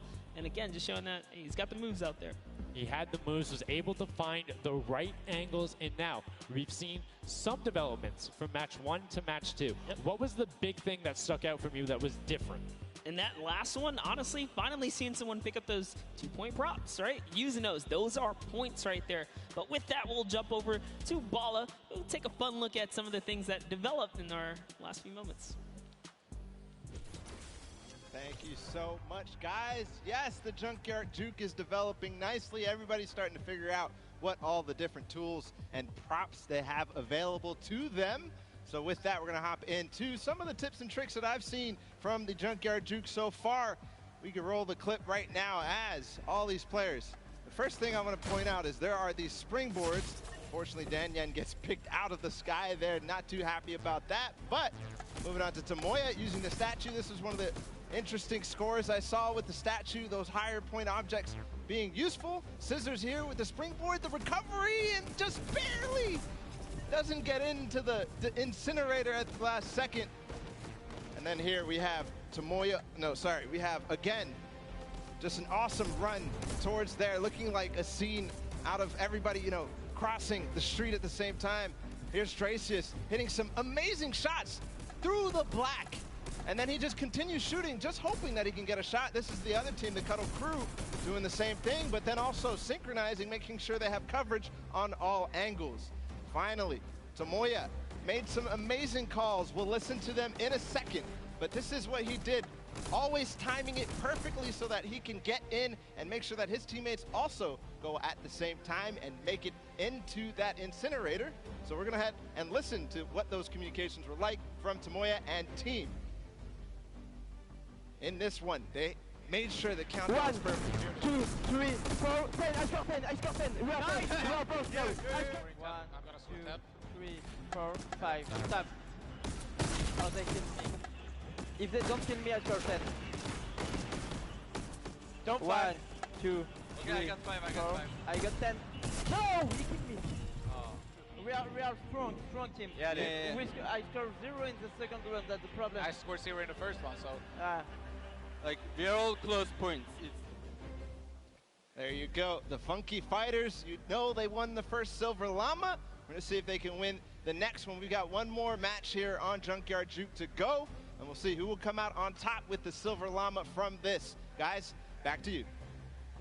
Thank you so much, Bala, for that great breakdown. Listening in the comms, that's one thing I hadn't considered. I always just kind of like, yeah, it's going to come up now. But these guys all on comms talking, have one guy counted out. That guy's just like a metronome, make sure he has it on the dot every single time. Brilliantly done from them, but will they be able to take back that top spot? We've seen them do it. If they can grab that Silver Llama, they'll be in such a good spot. But right now, they aren't seeing the same success they saw before. Yeah, you want to get the Silver Llama, but to get there, you got to make a new strategy. I think that right there, there was a lot of information in that bit right there. You kind of noticed the team synergy, and he said something very important in his interview there. Talked about being patient. You really have to be patient. You can't let the frustration get to you. You saw Scissors very expressive on the cam. Just, it's hard to get the point through, and that's what I talked about before this whole thing started. I said, trust me, this is a lot harder than you guys think. You might just, you know, oh yeah, I'll turn it to something and run it through. Nah, man, you're gonna get shut down. But I mean, it's just like, if you think about it, it's the mental aspect that really comes with it. If you're able to frustrate somebody else, then they're that much more off their game. And these guys are all great at that, coming through from some of the Death Run qualifiers. It makes it that much harder. But thank you guys so much for joining us here. And again, don't forget, there is a fantastic, awesome event-specific merch starting here right now, today on the 26th. You can also get it on retailrow.com. Make sure you celebrate the event. Remember it, grab some from your friends, your brothers, your family, people who couldn't be here, and celebrate the first ever Fortnite World Cup. Yeah, you saw some of your favorite pros and competitors here rocking that new swag. Definitely loving it. All types of collaborations going on here. I love it when Fortnite releases new gear, you know? This kind of allows me to always spice it up. I'm always a fan of anything Fortnite swag. That's pretty much like 98% of my wardrobe at this point. I mean, love the logos, love the bright colors, but enough from us. Match 3, set number 2, the final one on the original version of Junkyard Juke before we see the remix later on. Are you guys ready? That's right. And let's begin. The first round is on their way. Match number 3, set number 2. Who will be able to incinerate the props the most? Who will push out to the lead? And can anybody upset the Funky Fighters who took that first llama? You need to make sure they don't get this one here. And basically, everyone's first place. Yep, and you can see there, Taldeck did land a shot straight through the curtain. Very nicely done. Another kind of lane, right? You want to look at your lane, see which lane is available to you that's easy to maneuver the objects you want to bring through.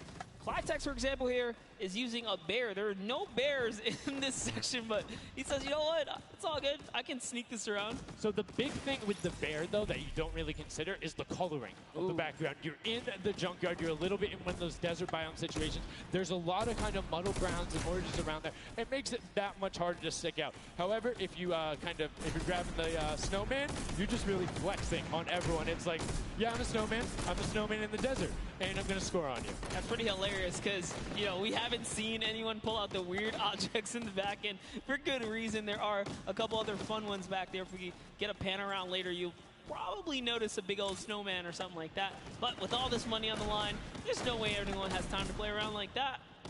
You can't play around because every single one of those runs matters. And right now, we see Sunshine Soldiers swapping over. They've already put in 2 2-point props, so you need to be slightly more efficient on those runs, but good job getting on the boarding consistently. And as we say that, 5-pointer goes in, boom, they're ahead of the Funky Fresh, who have had a singular 10-point run. So trying to get every possible point. It's all about min-maxing efficiency.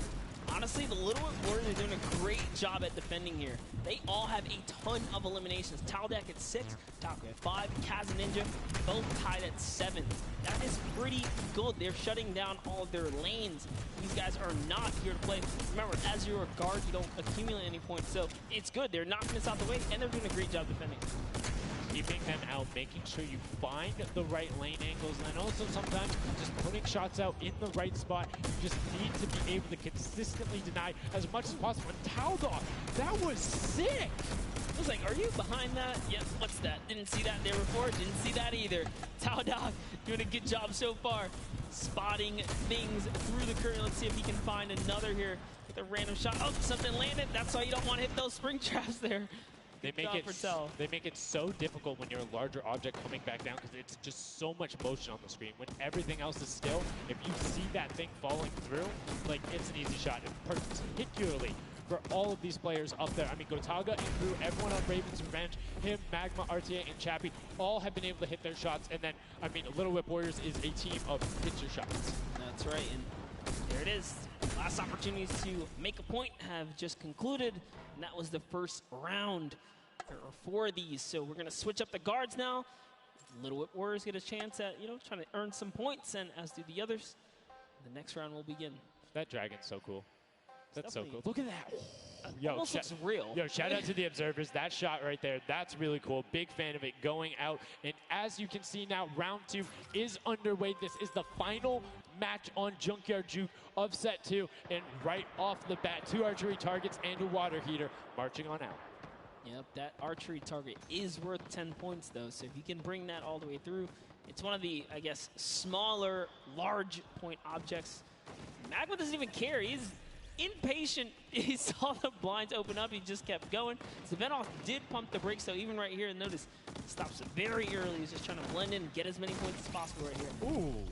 Did get picked up. It might have been the book there. That's the one thing that you need to note that makes it very difficult about the bullseye or the archery target is the fact that because it has those placed legs, you have to be deliberate about where you're setting down. Otherwise, you're like, boom, right there. That book would be a giveaway if somebody decided to look down and double check that box. But there's 6 other boxes around, so relatively safe. Good path chosen there from Tyler, and opts to stop and being, a little bit of patient, and might have cost him there. I think he would have had it if he had just go full send, and I think he thinks so too.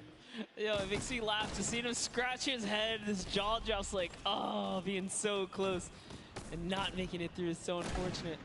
Taldog is going to find a little bit of success there as the Suezo, and you saw Alex J for a bit is very close to scoring as well. Here's Zan from the Fish Fam, representing, hugging really close to that cactus. So long as he's not pushing through it, yeah, he is going to be able to sneak on out. He kind of hiccups there. He's going to go all the way. He doesn't care if the curtain comes down. He sneaks right underneath Tamoya.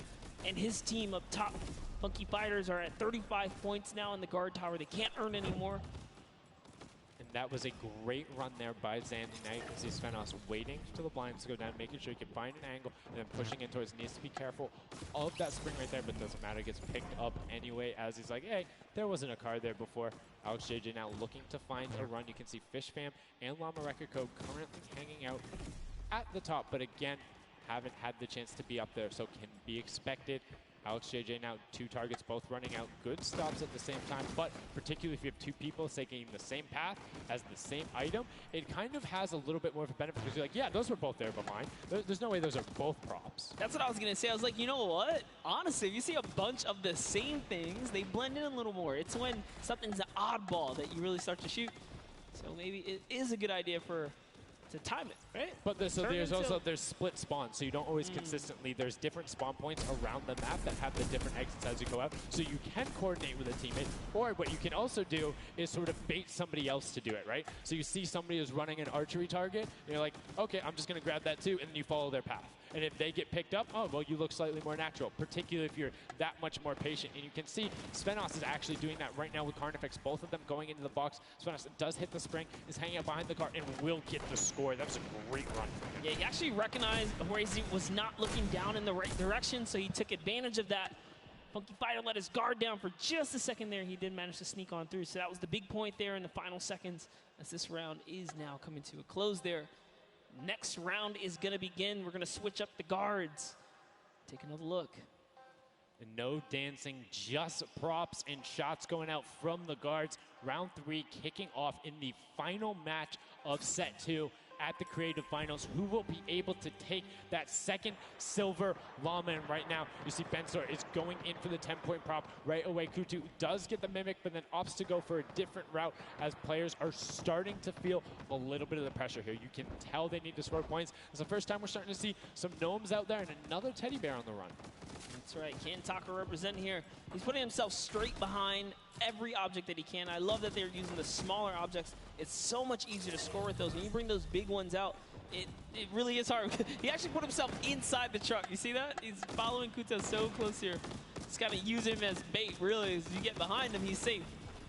Yep, because they don't think they're going to fire twice in there. That's the benefit of it. But right away, you see Kaz, Taco, Chappie. Great little run there from the Little Whip Warriors. That's going to push them back into contention. There's 65 points currently, but a dumpster going in from Hand of Blood. There's another 10 points for Llama Record, though, pushing them up to 90. And they were the winners of that first match. So if they can hold on, they know they'll be the guards in the final round. They need to build up as much of a lead as possible here.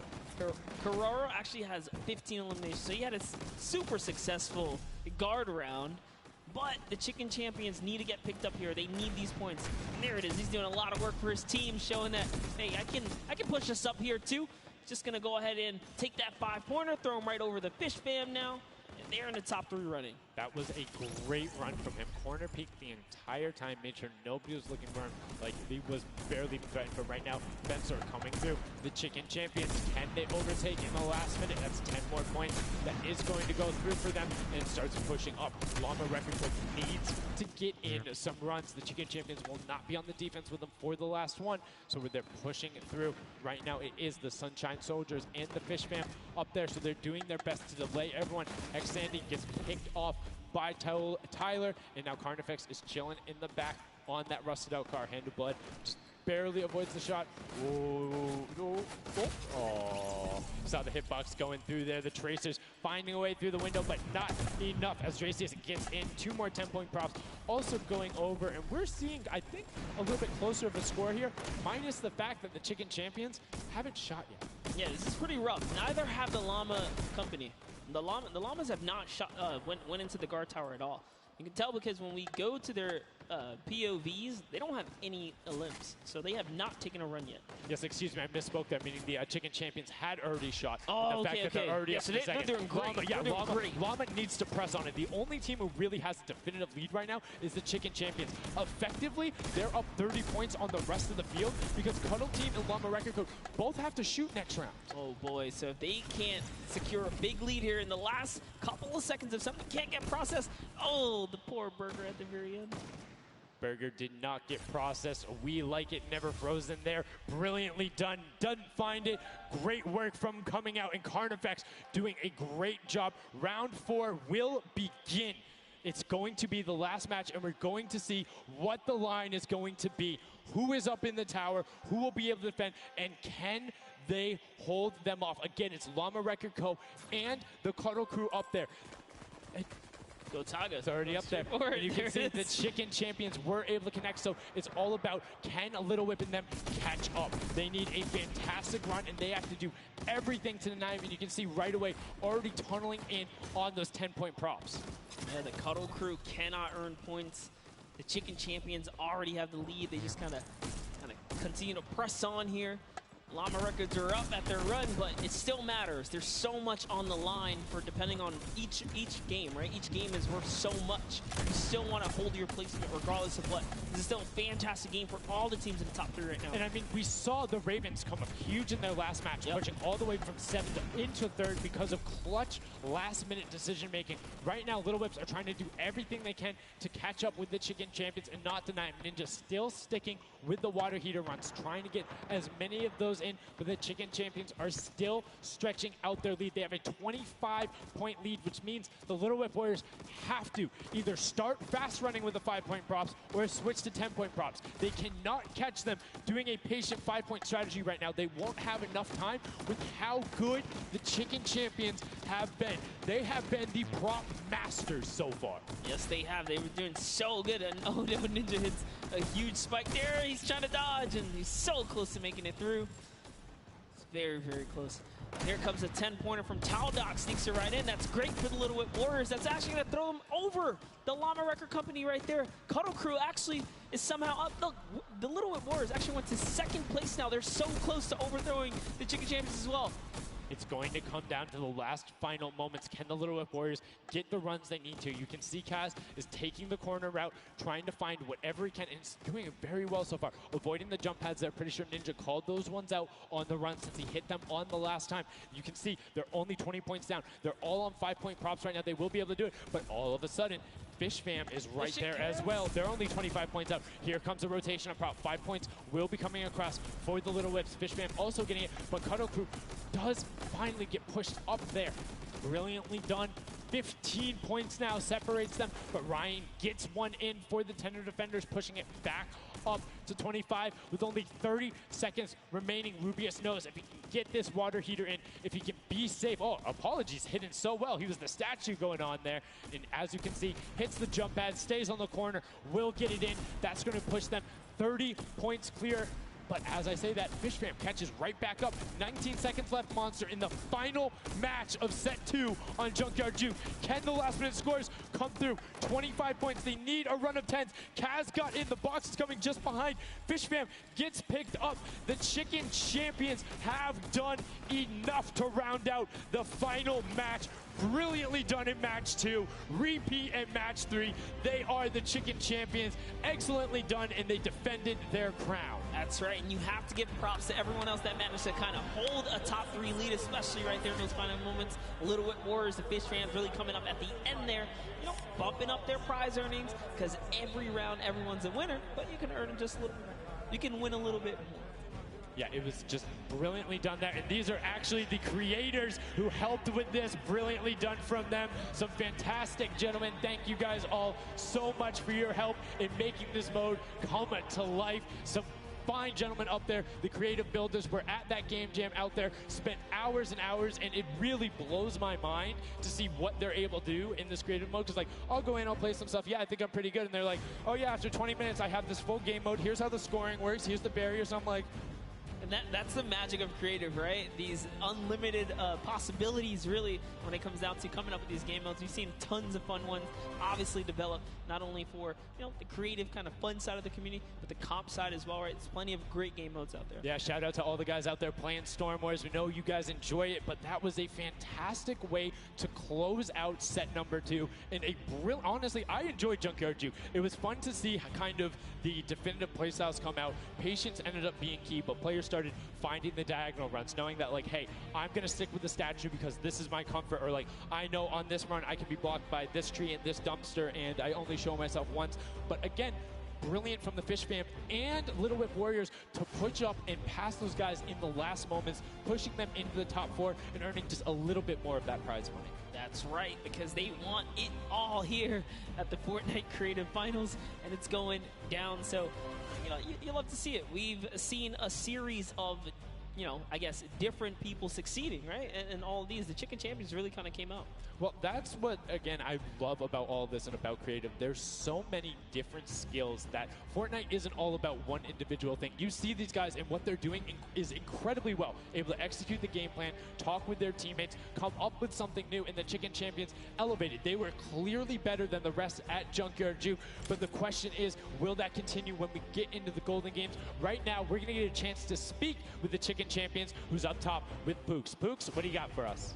Thank you so much, Sundown. I am down here with the Chicken Champions, who surprisingly didn't fly the coop. They put on an absolute clinic today in the creative trials. I'm here with Rubius. Now, you guys won the last game as well, so 2 in a row. You guys had a pretty great strategy. Do you want to kind of talk me through that a little bit? Oh, what can I say? It's the power of Norway, the power of Spain, and the power of Detroit. Like, we're crushing it. And we're a chicken, so we're good at hiding. Like, we're not good at shooting and stuff, but at hiding, we're the best. The best strategy, I think, is, well, let him take the big stuff, and we are like the supports. Like, we take the small stuff, the 5 points and stuff like that, and the trick is, don't tell them anybody, but the trick is to go in the corners. Like, no one is watching the corners. It's insane. So no one is watching the corners. I hope all of your competitors did not hear you just say that. Now, he said that you were in charge of taking the big items Does that put a little bit more pressure on you? No, it's good. It works good, so. So you guys have a ton of confidence now. You have won 2 games in a row. I'm so excited to see how you all perform in the rest of the day. Going into these next games, do you have anything you're going to change, or are you going to keep things the same? We're just going to keep things the same, stay consistent, keep a level ahead, play slow. That's really it. So. And finally, just for you there on the end, I just want to talk a little bit about, you touched on the diversity of this group. Yeah. Now, I know you guys have really not played together much before. What has that been like, coming together, playing here with your teammates from all over the world? It's amazing. I share these moments with my team, and the next mode, it's amazing. And bueno, this parkour, I think my team is very good in parkour, and I win. We win. You guys are so confident. I love it. Hopefully that carries on into your next games. Congratulations again, guys. Thank you so much. Sundown, back to you. Can I send some love to Twitch chat? Oh, Let's go. Twitch chat. Twitch chat. There we go. It's everywhere, man. Thanks for the plug out there, El Rubius. Fantastically well done. Love to everyone all over, no matter where you're watching, whether it's Fortnite.com/watch, on Twitch, on YouTube, in client, you're loading up all that stuff. Thank you guys so much for all of this, it being here.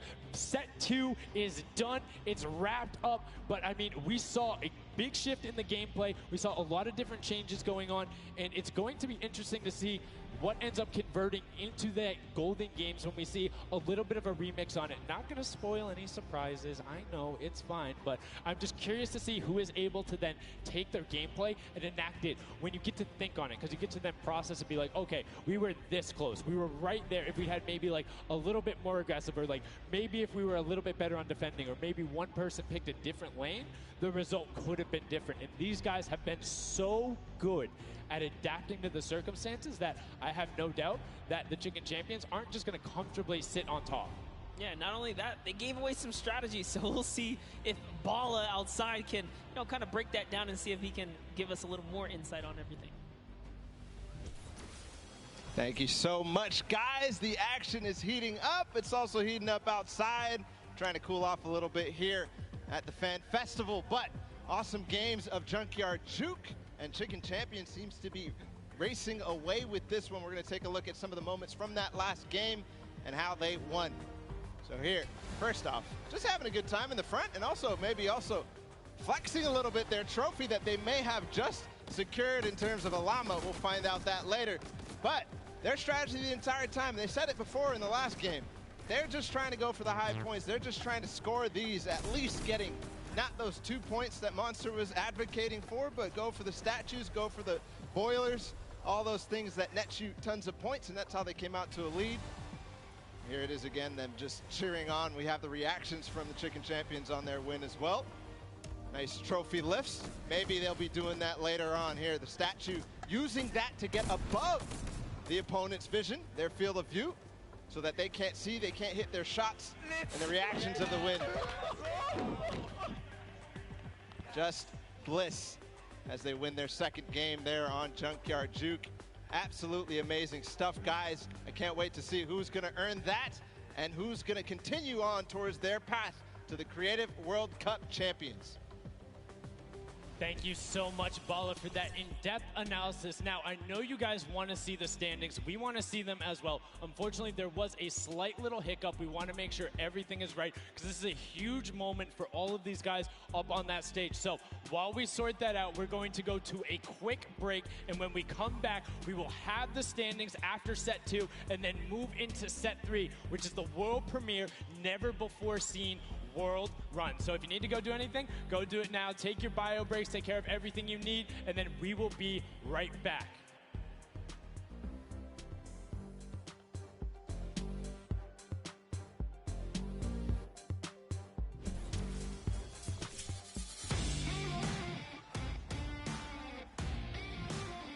Hey, my name's Magma, and today I'm in New York because I qualified for week 4 of the creative trials for Godiga's map. I'm really looking forward to showing my skill set off and meeting all the players and showing everyone what I can do here.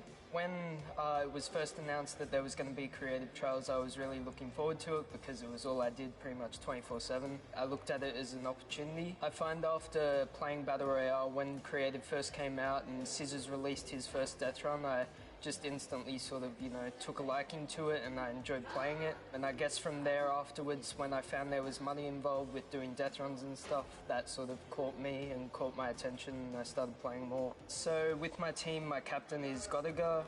He's a French content creator and my teammates are Chaps and Ardia. I think we can do really well at the Creative World Cup. I think our team has a good combination of the death run skills, but also the shooting and building and the good chemistry we have in the team. I think it can really make our team do well. I'm Magma and my team, Raven's Revenge, is going to do really good in the World Cup and we're going to smash the rest of the competition because we have the Battle Royale skills, building, death run, we have it all.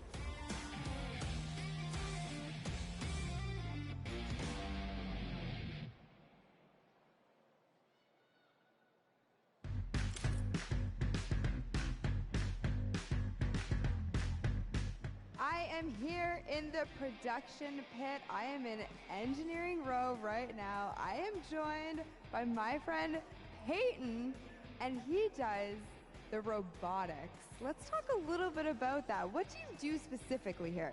We have a bunch of robotic cameras around the arena that we shoot different angles from, and we're able to pick up shots of the players that are playing the game. We also do a lot of crowd shots, so we're able to shoot the audience and get some really great reacts for both the stream and for the front of house feeds that go up on the screens. Well, you guys heard it. If you're out in the crowd this weekend here live for the Fortnite World Cup, show us some energy because Peyton is going to be looking for your reactions and you could end up on stream. Do you want to play with it, see how it goes? Of course I do. That's not even a question. I'm so into this right now. This is amazing.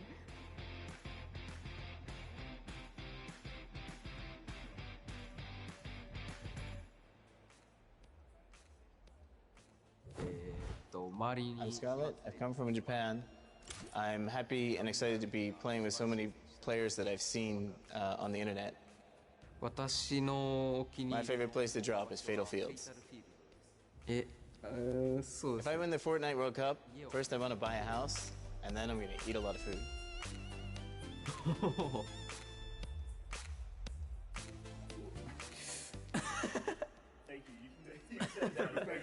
So heavy. World Cup Ponsen. I'm definitely going to win the Fortnite World Cup, so keep cheering for me.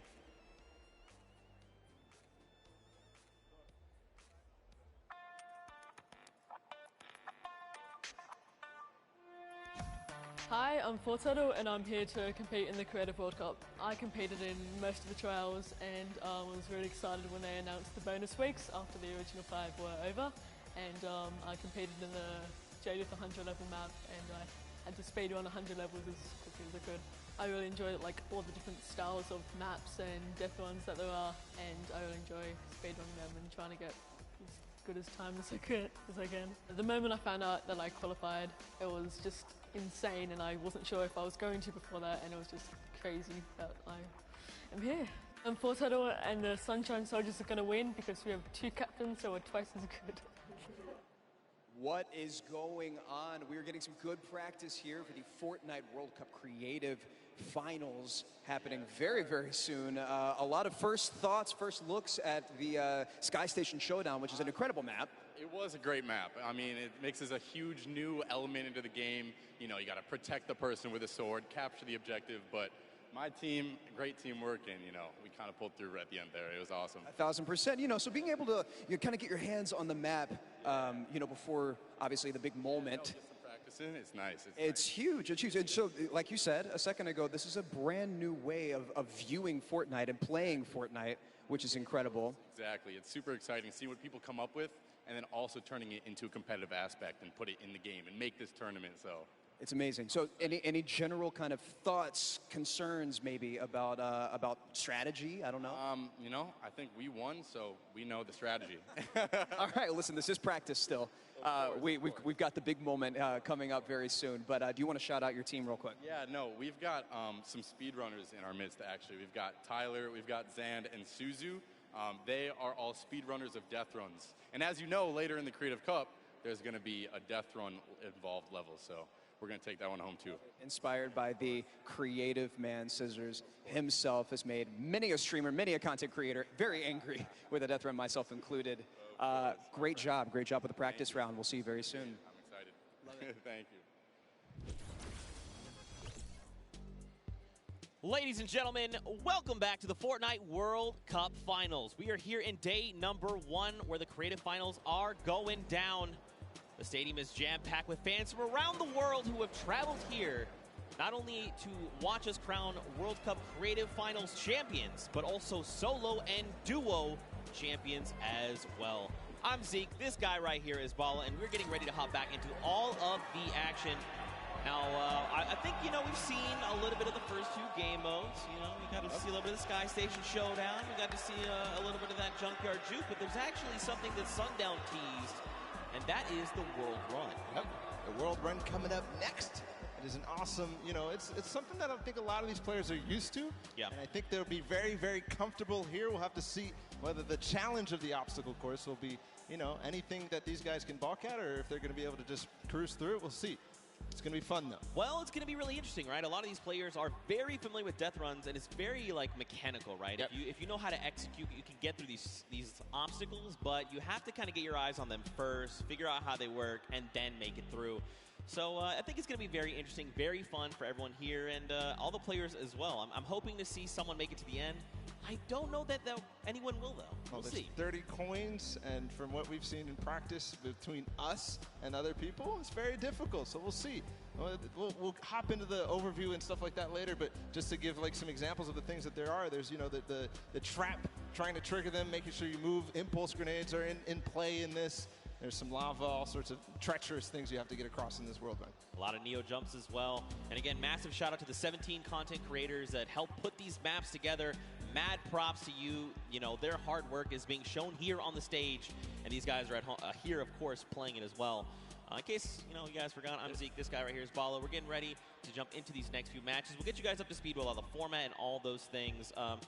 You kind of tease it, but we'll get there in just a moment. And very quickly, the Chicken Champions were actually the winners for set number 2, Junkyard Juke. Let's take a look at them right now. They were overall victorious of that last set, and there you go. The Tender Defender is there in person to congratulate them, Bala. Rubius and his team, they worked hard for it, and they are the victors. Yeah, and warming up for the next run, but they know now they earned the Silver Llama for that set, so it's 1-1. Woo! Chicken Champions are earning their Silver Llama right now. They're surprised because they were getting ready, but here it is. Rubius is like, wait, do I actually get that? Is that actually mine? Yes, it is. Yes, it is. So, they are the current set winners. They have a Silver Llama for themselves. So that's now 2 different teams that have a Silver Llama.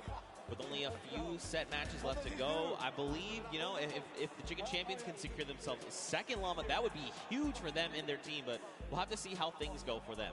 And the timing of the Silver Llama couldn't come earlier because they're about to hop in. This is definitely a booster for them in terms of their emotions, in terms of their confidence going into the world run, because it is precise, it is difficult. You have to make sure that you hit it, otherwise you're wasting time. It's going to be a race between these guys to get as far in as possible, so that confidence boost is going to help dramatically in this last normal set here. Yeah, for sure, and it is actually a race. The World Run. It is similar to a death run with a bunch of obstacles. Let's go ahead and talk about that and everything that surrounds it. So there's actually 30 coins in the map. Whichever team gets all 30, the fastest or as many as possible until time runs out will be the victor for that round set. Like I said, these are insanely difficult obstacles. I'm going to be honest. I'm going to be forthcoming. I'm going to be vulnerable with you, the Fortnite fan. Listen. Uh-oh. The farthest I got was 14. That's not bad. Okay. It's actually really difficult, and I'm by no means a death runner. By no means. These guys are the best of the best. These guys are going to fly. In terms of death runner, in terms of this map specifically, it's going to be absolutely awesome. We're going to go ahead and take a look at some of those obstacles right now. So go ahead.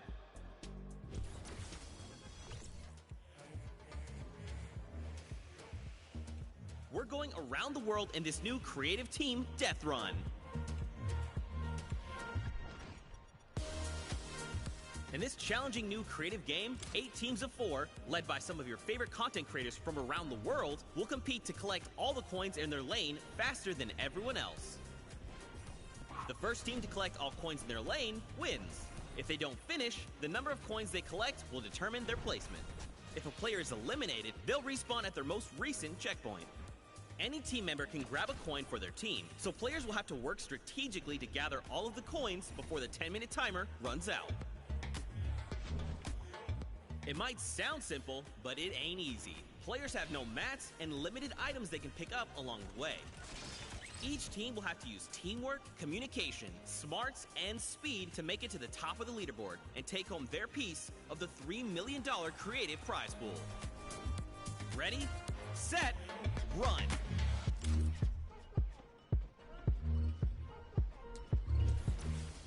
Zeke, I do not know how you just did that while you were here. That did not sound like you here at all, and I didn't see your mouth move. I'm magic. That's just how it goes. That's just how it goes. But yeah, World Run, you got a little bit of sneak peek there. We're getting ready to hop into these games right now. Speaking of which, let's just go ahead and do that. I think this is going to be very, very fun. We are getting ready. If you guys here in the stadium are ready and excited, let these teams hear it. Let's hear you right now. Man, that's so weak. No. Okay, let's pretend the first one never happened.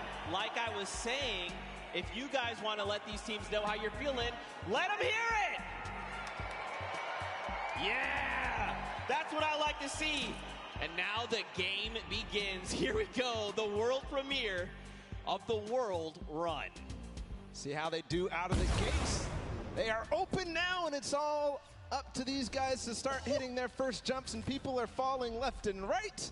A couple of first coins are taken, and everybody seems to be off to a hot start. This is really like off to the races here. Man, Turtle and Zan are already flying through these first set of challenges. Again, you know, these are the very, very top of the best of the best of the creative world, right? They've worked all 8 qualifier weeks long. They've made it through with their team captains, and now they're here. So once they figure out these obstacles, be prepared to watch them fly through them.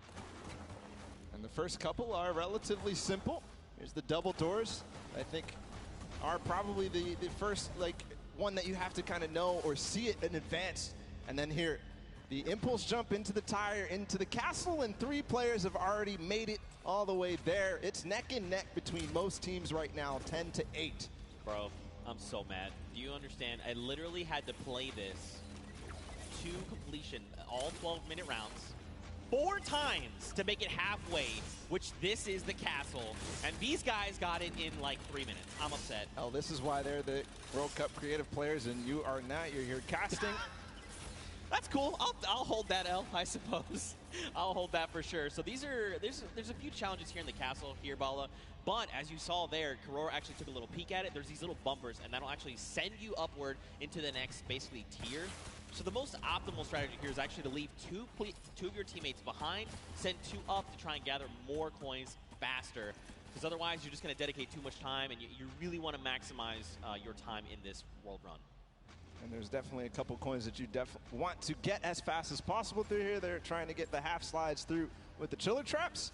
Right now, nobody seems to have figured it out just yet, at least in the view that we're watching. But meanwhile, the Fish Fam and the Sunshine Soldiers are up to 13 now, but still neck and neck. I believe all teams are now inside of the castle, and we call this basically the first kind of tier of the difficulty for these obstacles. As they move up and go past this, they will become progressively harder. Yeah, and again, this is the first time these creative players, qualifiers, have seen the World Run. They've never seen it before. They have just, you know, they are mad.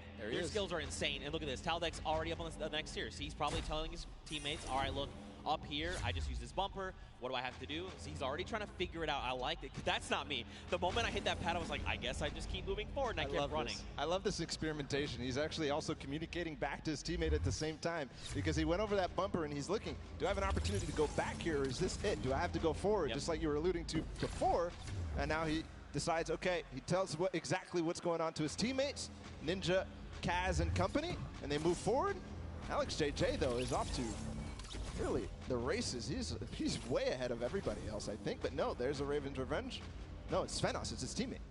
They're moving. Yeah. They are moving. So what's tricky about that last jump there is those little directional pads will give you forward momentum, but in jumping you lose some of it. So you actually have to make it in a straight run. There you have to trigger the trap, get the impulse to make that precise jump, land on the other side, trigger the trap in one failed swoop, while also taking a step back to keep yourself safe. Now there is a little few secret ways to kind of trigger certain traps or get around certain obstacles.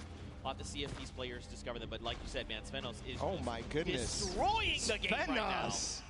Just unbelievable. And this isn't even a team that qualified from a death run or elimination run or even a speed run. They qualified from a survival map. And he's doing things like this. He is leading the pack. There's a fish fam up ahead of him, though. Yep. They're not hitting this just yet. This is so precise. You have to change the altitude. Is he going to hit it? No. Second try. Here's Suzo. Go. First jump. Now this is the impulse. You want to send you a little bit forward. Now this is one where you want to get height. You got to throw it, try to get on top of it. No! Just barely Suzo. And he's at 21 points right now in third in terms of coins. And it's all up to timing, I think. Zeke, we might see this end in the first match here. In the first round, they might end up completing everything because they still got 5 minutes to go. Well, we'll see, Bala, because here's the thing. That obstacle there is called the ice jump, but this next one that ForTurtle is at, we call this the double danger. Let's just look at this real fast.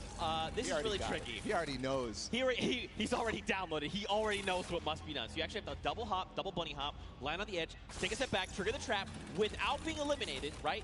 Then you can walk up this small ramp. Then, depending on how you want to go about it, you can just go forward. Yes. He actually makes... Okay, I'm upset. Third try. I'm leaving. I'm done. ForTurtle. And he gets the coin in one swoop. Oh, my. But one thing, we have to look at the scores right now. 5 minutes to go. Fish Fam is at 26. They only have 4 coins remaining. But everybody else is starting to fall behind. We're starting to see the Fish Fam come way out above here of the rest of them. That's because they probably have the majority of their players through. The majority of the players are collecting those coins. There's ForTurtle. He makes it through the double danger, collects the coin. Now, what do you do from here? They get up. Man, this guy is absolutely insane. There it is. And you know, for ForTurtle, it's funny because he's just excited about being here, able to compete on the stage in front of thousands of people and all of his peers. And bro, he is just slaying it right now. Oh, you gotta be careful. Okay, all right, yep. Everything's fine. Now you gotta make the jump. You got the one hop. You gotta be careful. That is... Gotcha! That is trap, baby! That is the first time I've seen that. I've seen the theory. I mean, I've heard it theorized, but I haven't seen that yet. But Fish Fam, I was wondering. It's Scissors and company. 26 points. They're not at the same point that the Sunshine Soldiers are at, but they're at 26 total, the entire team. They have clearly synergized with Scissors here, but looks to be that even the Ravens Revenge are stuck at 26, so this might be a difficult one to get past. Yeah, this one, so the tricky bit about this one is there's actually no checkpoint in between here and where you need to get to. That's what makes the double danger that double dangerousness. 26 points across, and there's only about 3 minutes left, so these guys really have to focus up, try to get through. Now, the key thing going forward is, again, this is a test of speed, right? So a lot of these players are seeing the traps, they're making it through, memorizing kind of what they have to be doing to make it through these obstacles. Dan's already through.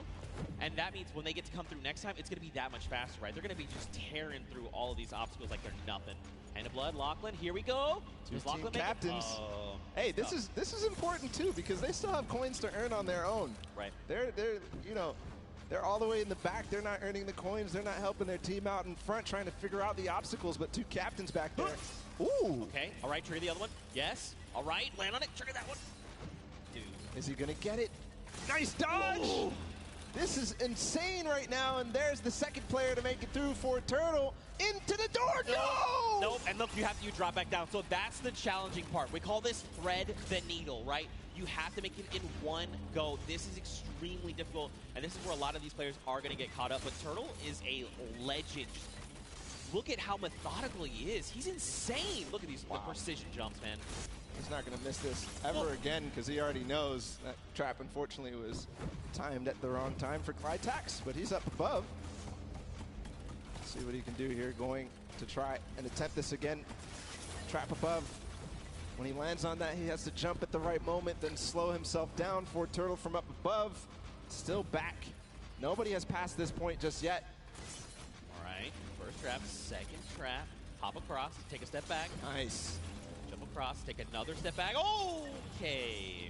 He was trying to be a little greedy there. I respect it. You know, you want sometimes just want to land on that without having to kind of hop back out and kind of just risking that. So it's good that, you know, well, it's not good. It's bad that he messed it up, but it's okay. This is Turtle. He's an MVP. We're watching him. This is crazy that it comes down to this. There's a minute and 30 seconds about to figure this out.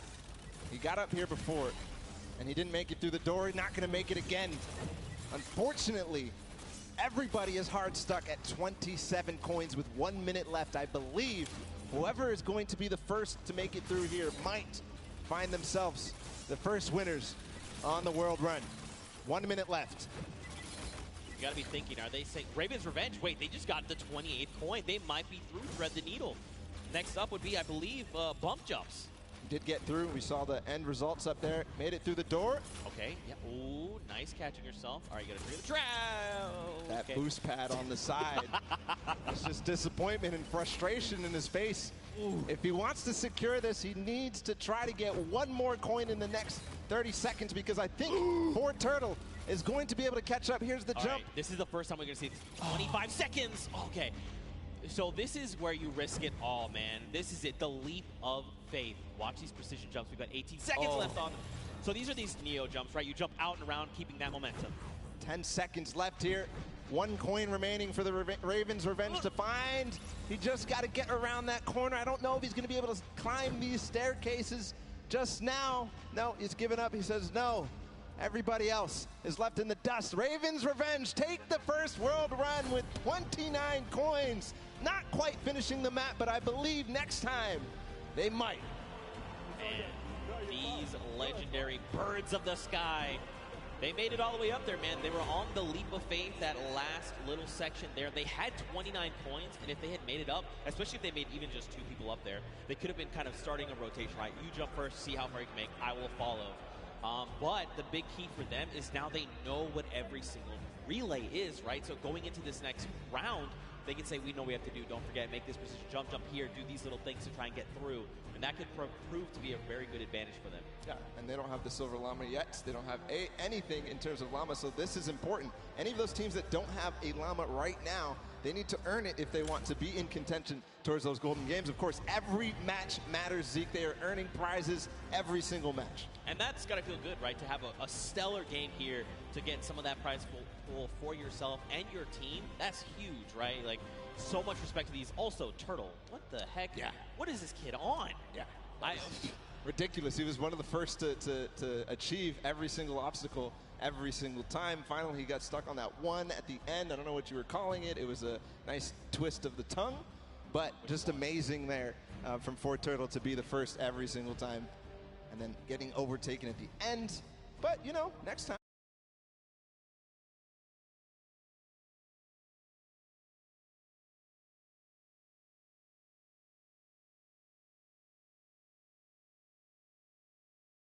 Turtle performance like that. I mean, like you said, he's downloaded it all, right? He's got it up here, and now he's put it down on paper. I mean, again, though, Ravens Revenge have got a little bit of that advantage, right? They've seen the other plays. I think the big thing, though, is trying to get more of your teammates through to the challenges, right? Like, it's very difficult to try and get all 4, you know, in one fell swoop, Raven pun. But if you can make it, even just that second person, like the moment you start to miss a jump, you're like, all right, I'm going to be eliminated, just go forward. And maybe that person sees where you went wrong and is like, okay, I can make the jump, and then they go forward, right? And then you're just kind of constantly frogging through, getting more coins, and getting where you need to.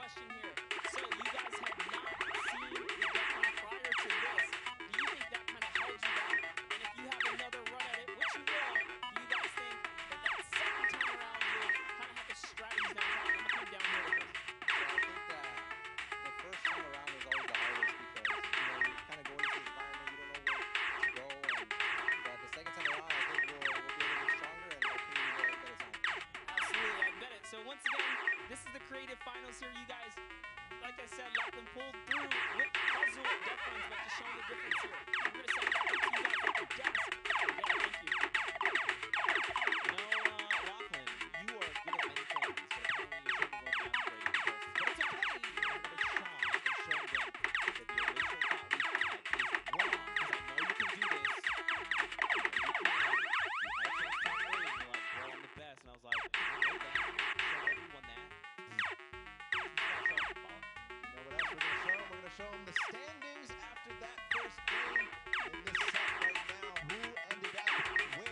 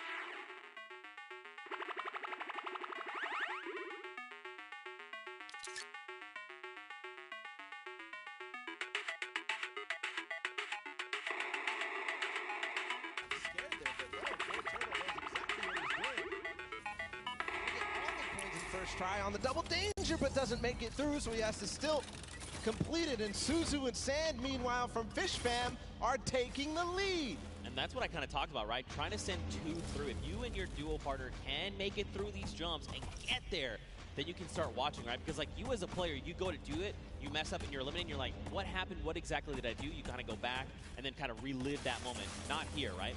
This is the moment that they were all stuck on for so long. Suzu knows it now. He's not going to hit the first time. Zand also attempted it at the same time.